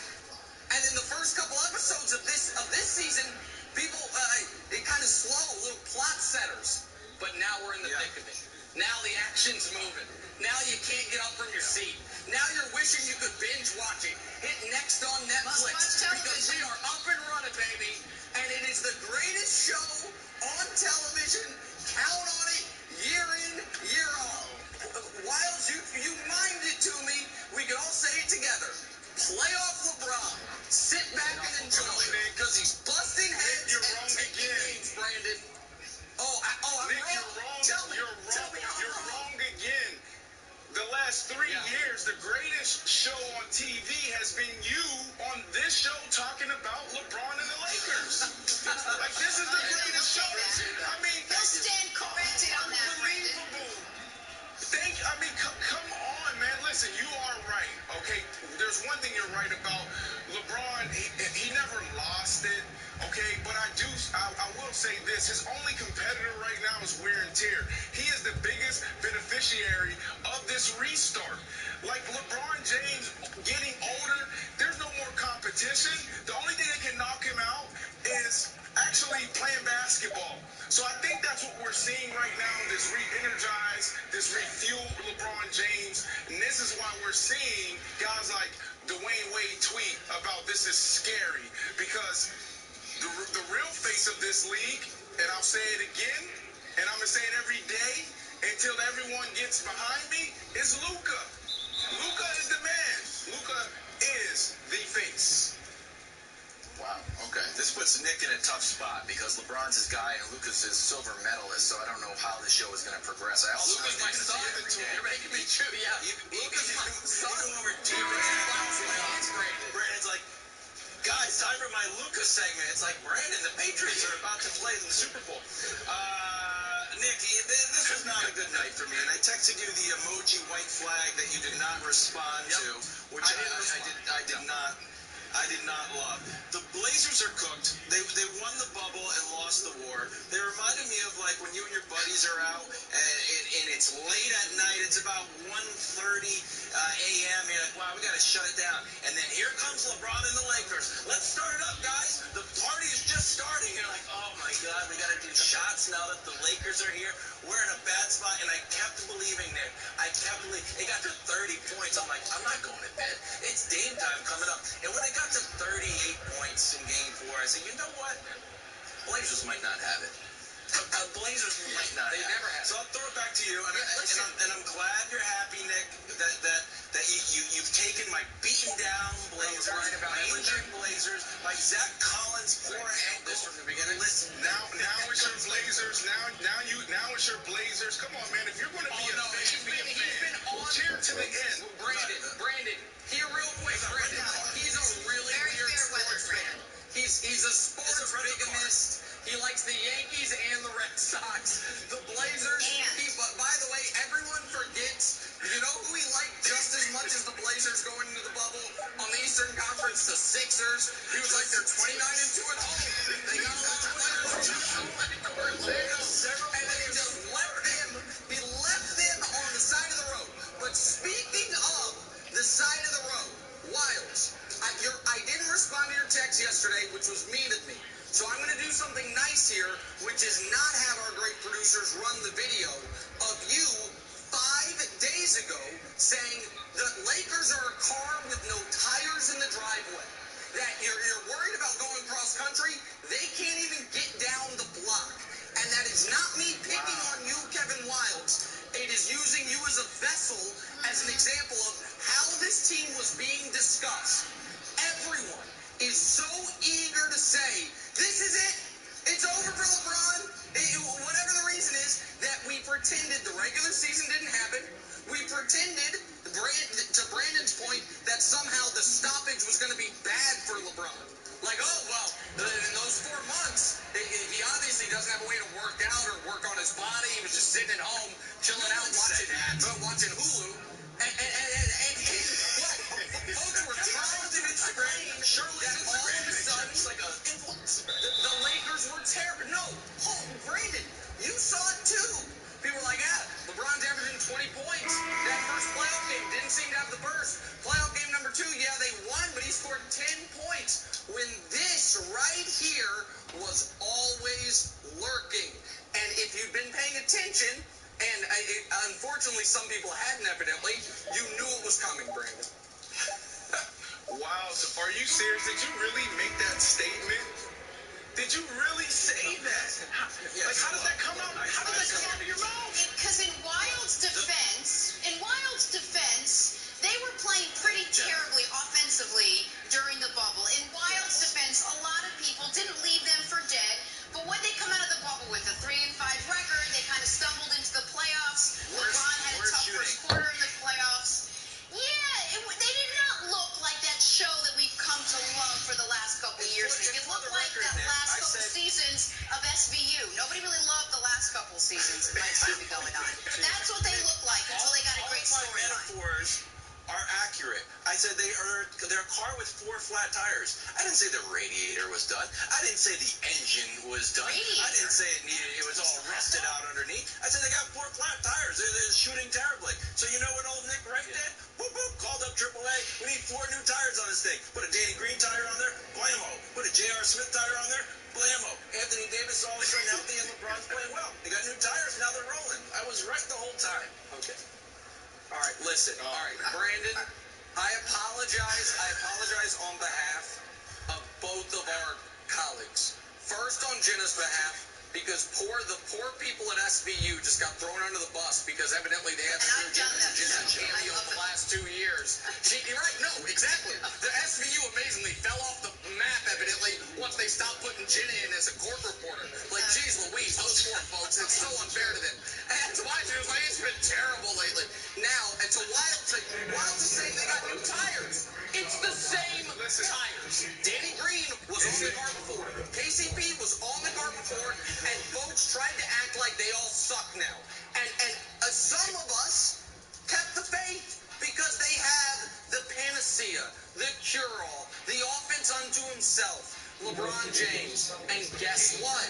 The faith he showed in Game 1 in those shooters that went 5 for 31, KCP and Danny Green, they're 15 of 30 from 3 since then. And Brandon, you can speak to this. If you are having a bad game, what's the worst thing the quarterback can do? Stop throwing to you, right? What's the best thing he can do? Show you he still has faith in you for the big moment. You're saying it. I mean, this is the same formula LeBron has been using his entire career. You know, this guy demands that his teammates play defense. So when they're not knocking down 17 threes, they can play defense. They can score buckets in the paint. LeBron James, think about this. When he has shooters around him and they're actually making it, they're unstoppable. His teams are unstoppable. So, you know, like I said before, LeBron is the biggest beneficiary when it comes to this restart. And now his guys, Kuz and Green, we haven't even seen JR. Can we unleash JR, please? Can we get playoff JR? Maybe been a little too much JR. He's maybe a little too Listen, before we close out, my guy. We got to talk about the other side. Let's talk about the Blazers and where this now leaves them. Down 3-1 in this series. Is their run essentially over now as they're looking up at this hill, Nick? I mean, it's insurmountable, it seems. Brandon, is the run over? It's Nick. It's over. It's over, and it's so sad because who would you rather cheer more for?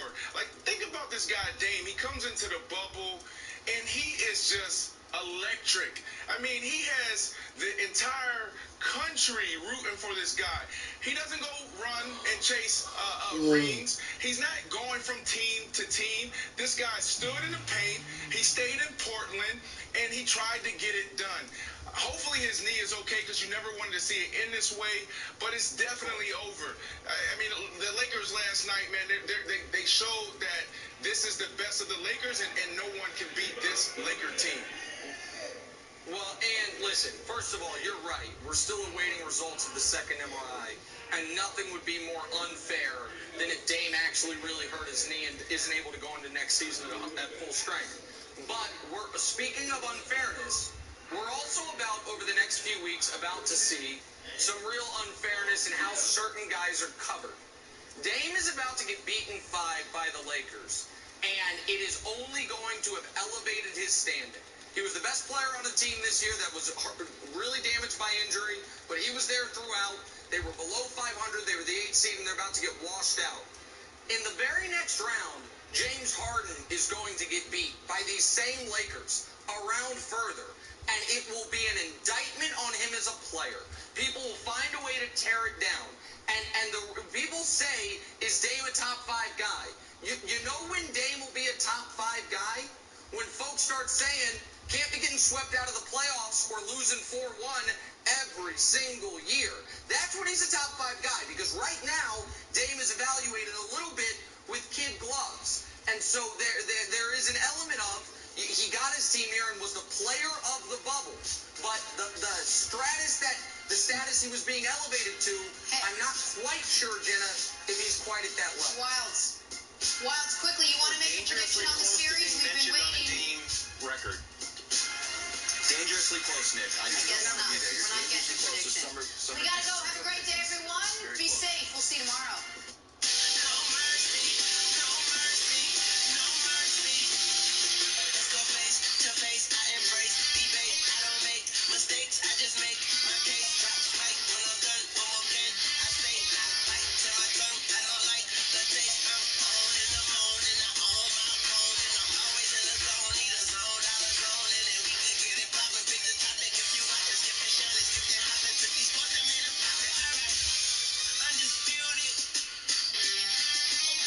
Good morning. Welcome to Undisputed. I'm Jenny Taft with Skip Bayless and Shannon Sharp, who is looking interesting today. Guys, how we doing?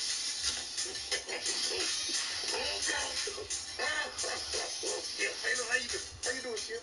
You know, somewhere, Michael Jordan is laughing at you and laughing at LeBron James for that pathetic show last night. Hold on, Skip. Somewhere. I can't wait to talk about it. Let's just do it. Hold on, Skip. I just want to know one thing. Yeah. Why everybody doing it? Let me get these. Yeah. Why? Hold on. You can try as hard as you want. Take your time. It'll get you nowhere. I just want to know why Michael's going to be upset. He's Because not he could upset. never shoot a three like that. He's chuckling and probably laughing. Remember when he just bent over? That's what he's doing at when he's you. looking at his computer. Yeah. Hey, so you good? I'm really We're good. We're okay. That was a little extra. Shannon, are you ready to start the show? Let's actually talk about what we saw from the Lakers last night, because they did jump out to a huge lead last night. Guys, they never look back. At halftime, LeBron and AD had a combined 40 points, and the Lakers had an 80-51 lead. LeBron would finish with 30 points, 10 assists, and 6 rebounds in just over 28 minutes of play. And LA now has a 3-1 series lead. So, Shannon, how impressive were LeBron and the Lakers last night?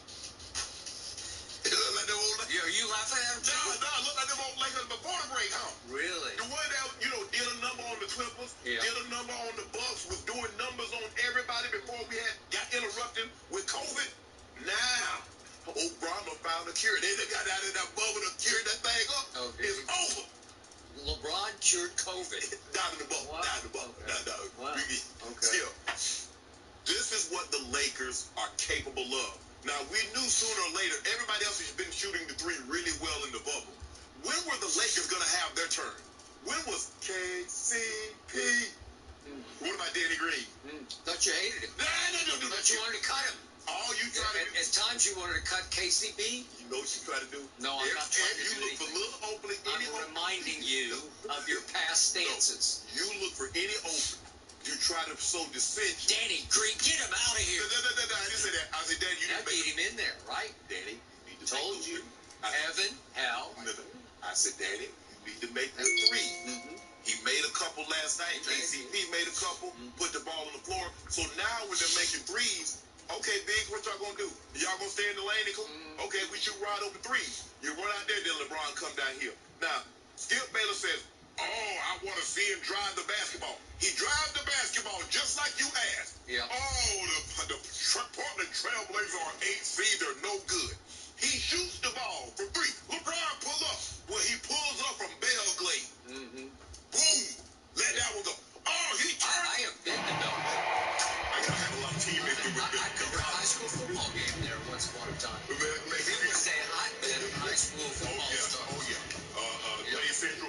Skip, but he had 8 turnovers. He said, you know what? I may not have communicated with him and AD. He said, how about this? I'm going to do something like this here tonight.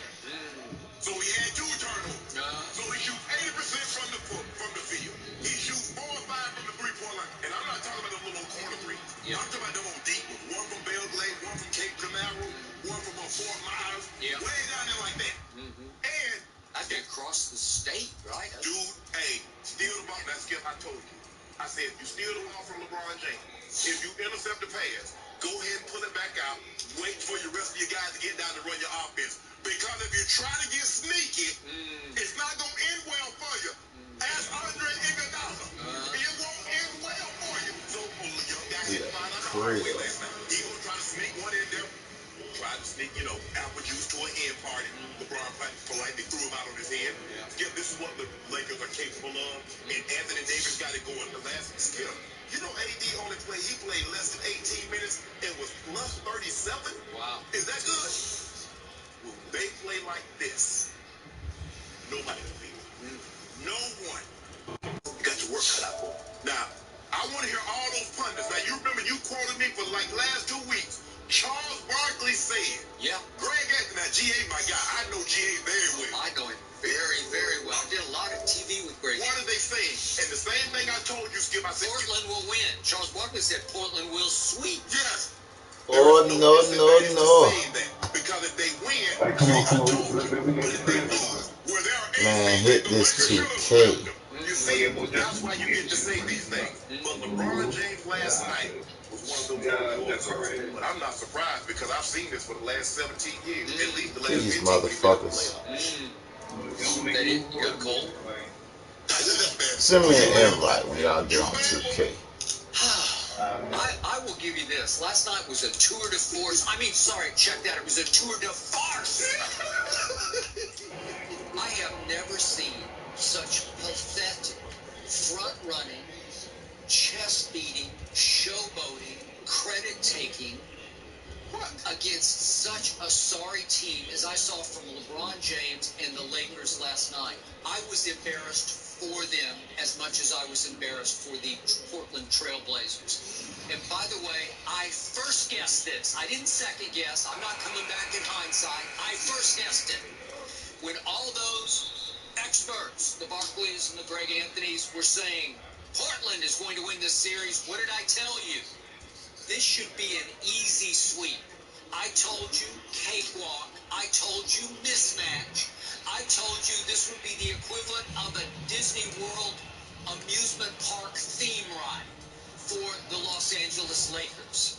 And I was right about that. This should have been an easy sweep, but I'm going to remind everybody, speaking of the Goat Mask King, he deserved to be wearing a mask to cover his face during game one, at least at the end of it, because everybody remember, with 7 minutes left in game one against these same Trailblazers, emphasis on the trail because all they ever do is trail in basketball games, LeBron James had the basketball in his hands, up 6 with 7 minutes left. And what happened, Mr. Sharp, the rest of the way? He should have said, home, James, I got this, game over. And he got outscored down the stretch 19-6. Are you kidding me? He scored 2 more points the rest of the way, the last 7 minutes. The King did. The Goat Mask King on a little, halfway lucky tip put back that accidentally went in. That's all he did. And with 4 minutes left in the game, when he had a chance to tie it and cancel 2 missed free throws by his partner, his co-star, his other GOAT, right? He's a GOAT to be. Yeah. LeBron James stepped to the free throw line and clanked or LeBricked both free throws with 4 minutes left. That was LeBron's closing effort against the Trail Blazers in game one. And they somehow lost game one, which is all-time pathetic given the fact that Portland came to the bubble with a record of 29-37.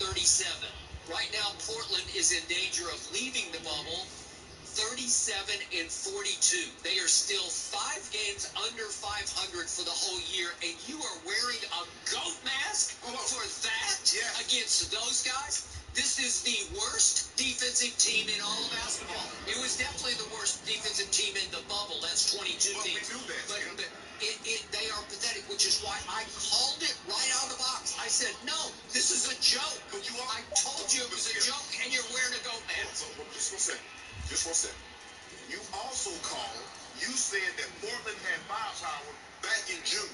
In July, when they was about to kick back up, when it was abundantly clear that they were about to kick back up, you said with the return of Nurkic, with Melo playing, and Dame, they had the firepower to beat the Lakers. This is the matchup you wanted to see. Now, you don't want to see the matchup. There was only one reason I wanted to see it. I told you, and I first guessed this going into the series. It was all to me about a guy whose overall impact is overrated, Damian Lillard. I keep waiting to see it, and I don't see it. Do you realize now, Damian Lillard has come up even smaller than he plays at about 6 feet tall. In his last 3 playoff appearances, he has gotten swept by the Pelicans, and he got swept by a Golden State without Kevin Durant, and he should have been swept by the King and his minions in this first-round playoff series because they're not an 8 seed, they're like an 88 seed. That's what they are, and it's because that guy is not that guy, Cap T, Cap G, that you say he is. You say special, and I'm saying Damian Lillard, where is his transcendent impact on the game? I'm going to give you this. He is the greatest athlete rapper ever. There's nobody close to him. I give you that. He is not a good interview. He is a great interview. He can just spill his soul in an interview, and I love that about him. But in overall, and by the way, he is the sweetest, purest, smoothest shooter of long-distance threes I've ever seen. It's just effortless for him. It's really pretty to watch. But in overall impact, I gotta see it. Do you realize he didn't make his first basket last night? It was a 3, but he didn't make it. We can see it if you want to. Guess what the score is now? They're down 24. This is his first basket of the night. They're down 24. That's sweet. I love that. You're down 24. The game's already over, and you finally scored a basket. If you don't mind me asking, what is happening here? So, in other words, if a player isn't transcendent, regardless of the sport, that means he's not any good.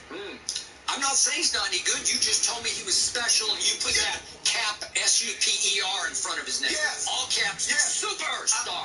And I'm saying, he's a star. I'll give you star, but super? Show me. Hold on, wait a minute. You can be special. You can be a superstar without being transcendent. Every superstar isn't transcendent. That term belongs to a very few players. Magic Johnson, Michael Jordan, Kobe. Hold on. You make it seem like, well, he's a superstar. He must be transcendent. No. Will, those are very few guys that have been transcendent. But hold on, Jenny. If you don't mind me asking, Jenny, can you re-ask the question? What did you ask me? You want to re-ask the question? Yes, I want you to re-ask me. What was the most impressive part of that game last Well, night? how the hell we going back to Saturday night? How we going back to game 1, Skip? Because we talk about the last night. I didn't wear a goat mask. You did. I'm shooting at the goat mask. I'm showing you how silly it is to put any stock in what you just saw. What happened last night should have happened in game 1. It did happen in game 2. It did happen in game 3. It should have been over last night. You know it, and I know. And you're over there chest beating like LeBron is. You're like a chip off the block. Yeah. You know, like father, like son. What about that virtuoso? Tell me that one, the virtuoso. Against what? A playoff Against team. an 88 seed? That's what they felt like last night. They're just pathetic. They're the worst. You just admitted it. They're the worst defensive team. Yeah. And wait a second. I got to get this out off my chest. LeBron James last night. So they're up 30 points, and he comes down and shoots up. LeBron, logo 3. He should have taken a roll if we could see this. And then what does he do? What does he have the audacity to do after he makes it? He goes up court. Yes! I did that. We're up 33 on the 88 seed. What are you doing? It's just crazy. Let me ask you a question. So what was he doing to help them get up 30? I just want to know, what was he doing? Did you see what he did in the first half? I saw it. It was special. Okay. It was spectacular. Okay, acknowledge it. Let's see, last night was Monday night. Saturday night, I had to watch him make his last 3. Remember this? He makes his last 3. He goes up court. This is the logo 3. Can we see the one from Saturday night? I just got to see it one more time. Okay, here he goes. LeBron, and he makes his last 3, and that puts the score. They're now up 14 points, and he goes down the court like he just won the NBA championship, mean-mugging the Trailblazers. He's giving them one of these. Hold on, Skip. Can I ask you a question? I got you. Skip. I got you. The first game, you said he didn't close the deal. In the third game, the third game, he closed the deal. Now you got a problem with what they all closed the deal. Anthony closed the deal. I call him all done in a lot of fourth quarters, but he came to play. I'm talking about LeBron on Saturday night. Yeah, he's great. So he was dealing. Yeah. So now you got a problem because he closed the deal with what he was doing in the process of closing the deal. I have no respect for the Portland Trailblazers, and I tried to. I told you going into this, Damian Lillard, since he has entered the league, I told you that he has the worst playoff winning percentage of any player in all of basketball. he has the second worst plus-minus since he entered the league in the postseason.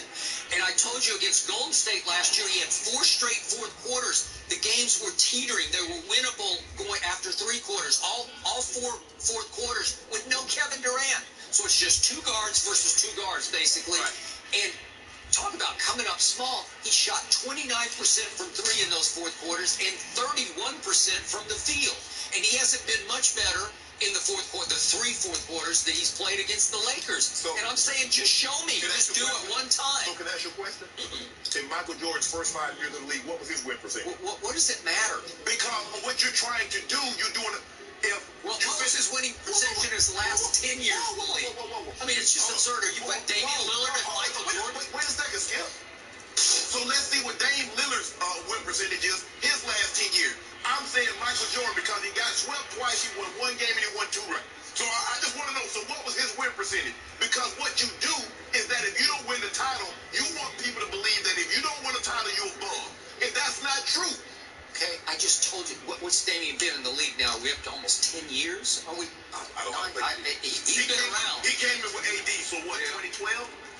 No, it was before that. No, he came in with AD because remember he was rookie of the year because AD got hurt. I guess so. Yeah. So what, 2012 was his draft? 7, 8 years, whatever. Yeah. But the point is, he's been around a long time. You have proclaimed him a superstar. Yes. You've called him special. Yes. And I'm saying this isn't all his fault that he's a minus 43 in the postseason. But if he's transcendent, if he's a superstar, he's in that special top echelon, yes. You've got to be better than this. I just keep waiting for one game where he just takes it over and closes it, and it doesn't happen. So they're dangerously dependent upon their 2 guards who just sort of come and go, because if you're going to shoot threes, they're going to come and they're going to go. The Lakers' threes, they came and they went, and then they came back. And you better be careful, because last night you might have used up some you might need against Houston if, in fact, Houston's there. We'll worry about Houston when we get there, but Skip, here's the thing, what I don't understand with you. See, because what you're doing here, you're trying to undermine Dame. If he wins... I'm not trying to undermine him. I'm just saying, show me. Let me finish. If he wins, you're going to say, well, AD and LeBron is not what they say. What he loses to AD and LeBron, which is the superior team, and you use that against it. I called it. I called it right in. I told you and Chris Broussard, you're both completely off base. This is a mismatch. Okay. But here's the thing. If it's a mismatch, how are you using that against him if it's a mismatch? Because I've never seen it from him before, so I called it first. I just said, no, he's not going to rise and shine. He's not going to cause you any problem. He's going to be 0 threat to you, and in the end, he was 0 threat to you. But my thing is, if it's a mismatch, like you said, like 85, 86, Bulls, Celtics was a mismatch. It wasn't a mismatch. My God, it went to overtime in game 1. Michael Jordan made 2 free throws. He made 2 free throws to get him to overtime. What about the mismatch? They called him, what was it, God in sneakers? Hold on, wait a minute. But he missed the shot like Kawhi. That would have won the game in the first overtime, right? He's playing one of the all-time greatest teams ever. Well, so all I'm saying. Are you saying that Michael Jordan, that we're overrating him? No. Is that what you're trying to say? How can we put Damian Lillard? I'm ashamed we're putting Damian Lillard in the same conversation with Michael Jordan. Because what I want people to understand, if you're one guy and you're trying to go up against a team, that's what I keep telling you. You're like LeBron James, you can't win a game, but LeBron James is going against a team. KD, Steph, Clay, Draymond. But you don't use that. See, you don't give LeBron that, but you gave it to Jordan going against the Celtics. Okay. And they said in 2018 and 19, Warriors, 17, 18 Warriors were the greatest team assembled. He broke his leg. Jordan broke his leg that year and came back for the last couple of regular season games and said, I want to go. And they said, no, you can't go. Just take off the playoffs. No, I'm playing. And I want to play against the greatest Celtics team in the history of the Boston Celtics. That team is the greatest team ever. Yes. Wow. But guess what? They said the 2017-18 Golden State Warriors was the greatest championship team ever assembled. But you don't give Bron the benefit like you gave Jordan for playing the Celtics. This is my only point. You told me he's the GOAT. He's better than Jordan. Wow. Okay. Hey, so you say that? You should hold his feet to the fire. So are you holding Jordan's feet to the fire? For which? He the GOAT. He got to be able to beat the big 3 Celtics. What once he broke through, I think he broke through like no one's ever broken through. No, he didn't Did you break argue with 6-0 with 6 MVPs in the finals? He didn't break through. Larry Bird broke his back. Kevin McHale broke his ankles. That's what broke through. Robert Parrish got old. That's what happened. Dennis Johnson got old. When you tell the truth, when you tell the story in its entirety, stop making it pretend like Larry Bird was 25 when Jordan beat him. Okay, but they got a little older. A little? I'll give you that. But this guy just took over the whole league and dominated in ways LeBron has never dominated. LeBron, help me out. He's 3-6 in the finals? Skip, hold on. Yikes. Larry Bird dominated the league. Yep. Larry Bird was winning MVP when Jordan, Magic, all those guys were in their prime. He got 3 straight, something Michael Jordan never did. And they were going to the finals, because think about it. They were going to the finals every single year, meeting up with the Lakers. So that added years, just like what we saw with the Golden State Warriors, how it took its toll on them, all those finals. Okay. That's what the Celtics and Lakers were doing in the 80s. Okay, all I know is that 2 straight days against that competition, you've worn the GOAT. Yeah, he claiming deserved it. he's the GOAT. No GOAT, He man. deserved it because these were all-time impressive performances. Were they not? What? Were they not? What did we just see from the Brooklyn Nets? Could you help me out on this? Have you been watching the other side of the bracket? Yes. They just played Toronto, and they got swept in 4 straight games by an average score of 21 points. Well, 21. Well, you're going to get swept if your bench can score 100 points. Okay. Toronto's bench scored 100 points. When have you ever seen a bench score 100 points, Skip? It took Portland to the last drop to overcome Brooklyn just to barely squeeze in the back door and get in the play game. Remember that? Yes. Games, if it was going to be plural. Right. But it came down to the last shot against Brooklyn, Portland against Brooklyn, and CJ made a nice defensive stop, I thought, on Karis LeVert, who'd been virtually unstoppable, and he back-ironed a jump shot that if it goes in, Portland's not in the tournament. Right? So that's how close Portland came to being out, and that's when I said, no, this is just a cuddly little overrated underdog. That's what they are. We've seen that happen sometimes. A team sneaks into the playoffs and calls. Now, we don't see it as much in basketball because you're playing series, or baseball because you're playing series and you have to win 4 games. But we've seen a lot of football teams, Skip, sneak into the playoffs, and because you only have to win 1 game, a team has gotten hot the last 2 games of the season, they sneak into the playoffs and they end up winning the whole thing. Well, you're not going to see that as much in a sport like a basketball or baseball because you have to play a series. And normally, more times than not, the better team, you're not going to get a game-winning shot. You're not going to make 2 free throws at the end of the game to win a series more times than not. More times, the better team will win because you have to win 4 games. But to try to dismiss what you witnessed last night, to try and dismiss what you witnessed Wednesday night, don't do that. I am dismissing and discounting. I am saying, stop it. I'm putting 0 stock in what I saw last night. I'm happy for you. I'm happy for them. They feel much better about themselves. We did not feel good about ourselves. It is a mirage what happened last night. I don't know if they have mirages in Florida, but this was a mirage. So let me ask you a question. So are the Lakers not any good? No, they're pretty good. They haven't played a real team, and I can't wait until they run headlong into the Clippers, and then we'll see how real they are. So why didn't, if you don't mind me asking, why haven't the Clippers swept the Mavericks? Because they're the 7th seed. It's not like the Mavericks are the 1 seed. What did I predict? What did I predict? I called it up front. I called it. I said this will go 7. The Mavericks were simply the highest-rated offensive team in the history of basketball. And they're still the 7th seed. And they're still the 7th seed. With that great all-time rating, they're a 7th seed. Why haven't the Clippers, with 2 All-Stars, with 2 potential MVPs, why haven't they swept? And Porzingis didn't play, and he got thrown out another game in the 3rd quarter. So why haven't they swept? Because they have now played a grand total of 15 games together. Their roster's been together 15 times in, 76 games? Hold on. When you got that, hold on. How many games did You're lucky. If you don't mind me asking. I told you this was going to be their fire test, and it's going to go to the wire, probably go to the wire in Game 7.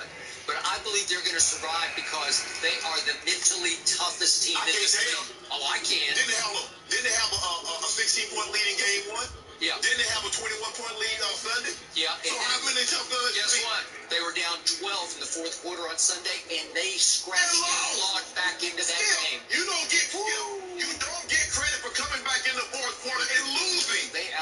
Luka down the stretch, 10-2 in the last 3 minutes. Skip, they lost. You don't get skip. You do not get credit. They're coming for you. Coming for who? For you. They need to worry about coming for that mask. No. They're coming for it. I want to see how many. You know what? You should go ahead and wear it. Wear it again, because they're actually going to have. They should call off this series. They should just say it's over, out of it, ended, and say Astra's embarrassment for both teams. They should call this series off, and the point is that now the playoffs start for the Lakers. And you should wear that after, what's the next one, Game 5? Or actually, they have to have a Game 5. Yeah, they do. I mean, and Dame got hurt. We'll have to see what. So please wear that after Game 5. So let me guess. Because LeBron's going to go for like 40, 20, and 10. So let me ask you a question. Yeah. You don't believe Dame hurt his knee, do you? I have no idea. You do? It looked like he tweaked it. He tried to come back and play. Right. Wow. So what you going to say, now he's not hurt? Well, he's off the hook now. I can't believe you. Our friend Chris Haynes, he tweeted out that Dame is going to get a second MRI today on that right knee. So really, his status is unclear right now. So keep that in mind. Keep that in mind. Okay, we hit Lakers. We're going to go Clippers. But I do want to talk about something that LeBron admitted post-game. He said, look, he was playing with a heavy heart considering what happened to Jacob Blake outside of Milwaukee. And the NBA world is not shying away from discussing it. We will discuss it after the break.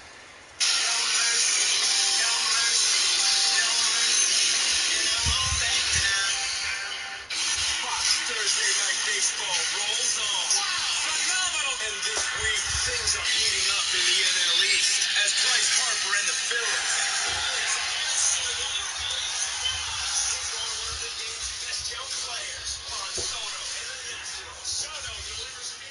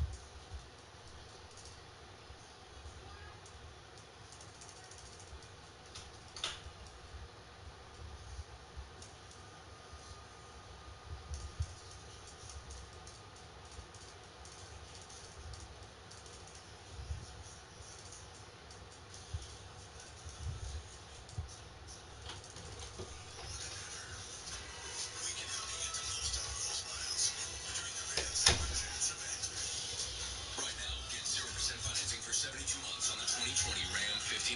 Go to ram.com to shop and buy today. Weird. Come on. Great. So maybe just the cable? Wake up. Welcome to America's #1 battery destination. AutoZone, your battery solution. Howdy, folks. I've fried darn near everything there is to fry. What's left to fry? I don't know. Fucking sit down for this. Try KFC's crispiest, tastiest super crispy fries. Control the charge. Tenders meal for just $5.49. Now I've fried everything. KFC, we Hey, can fry ass. You did.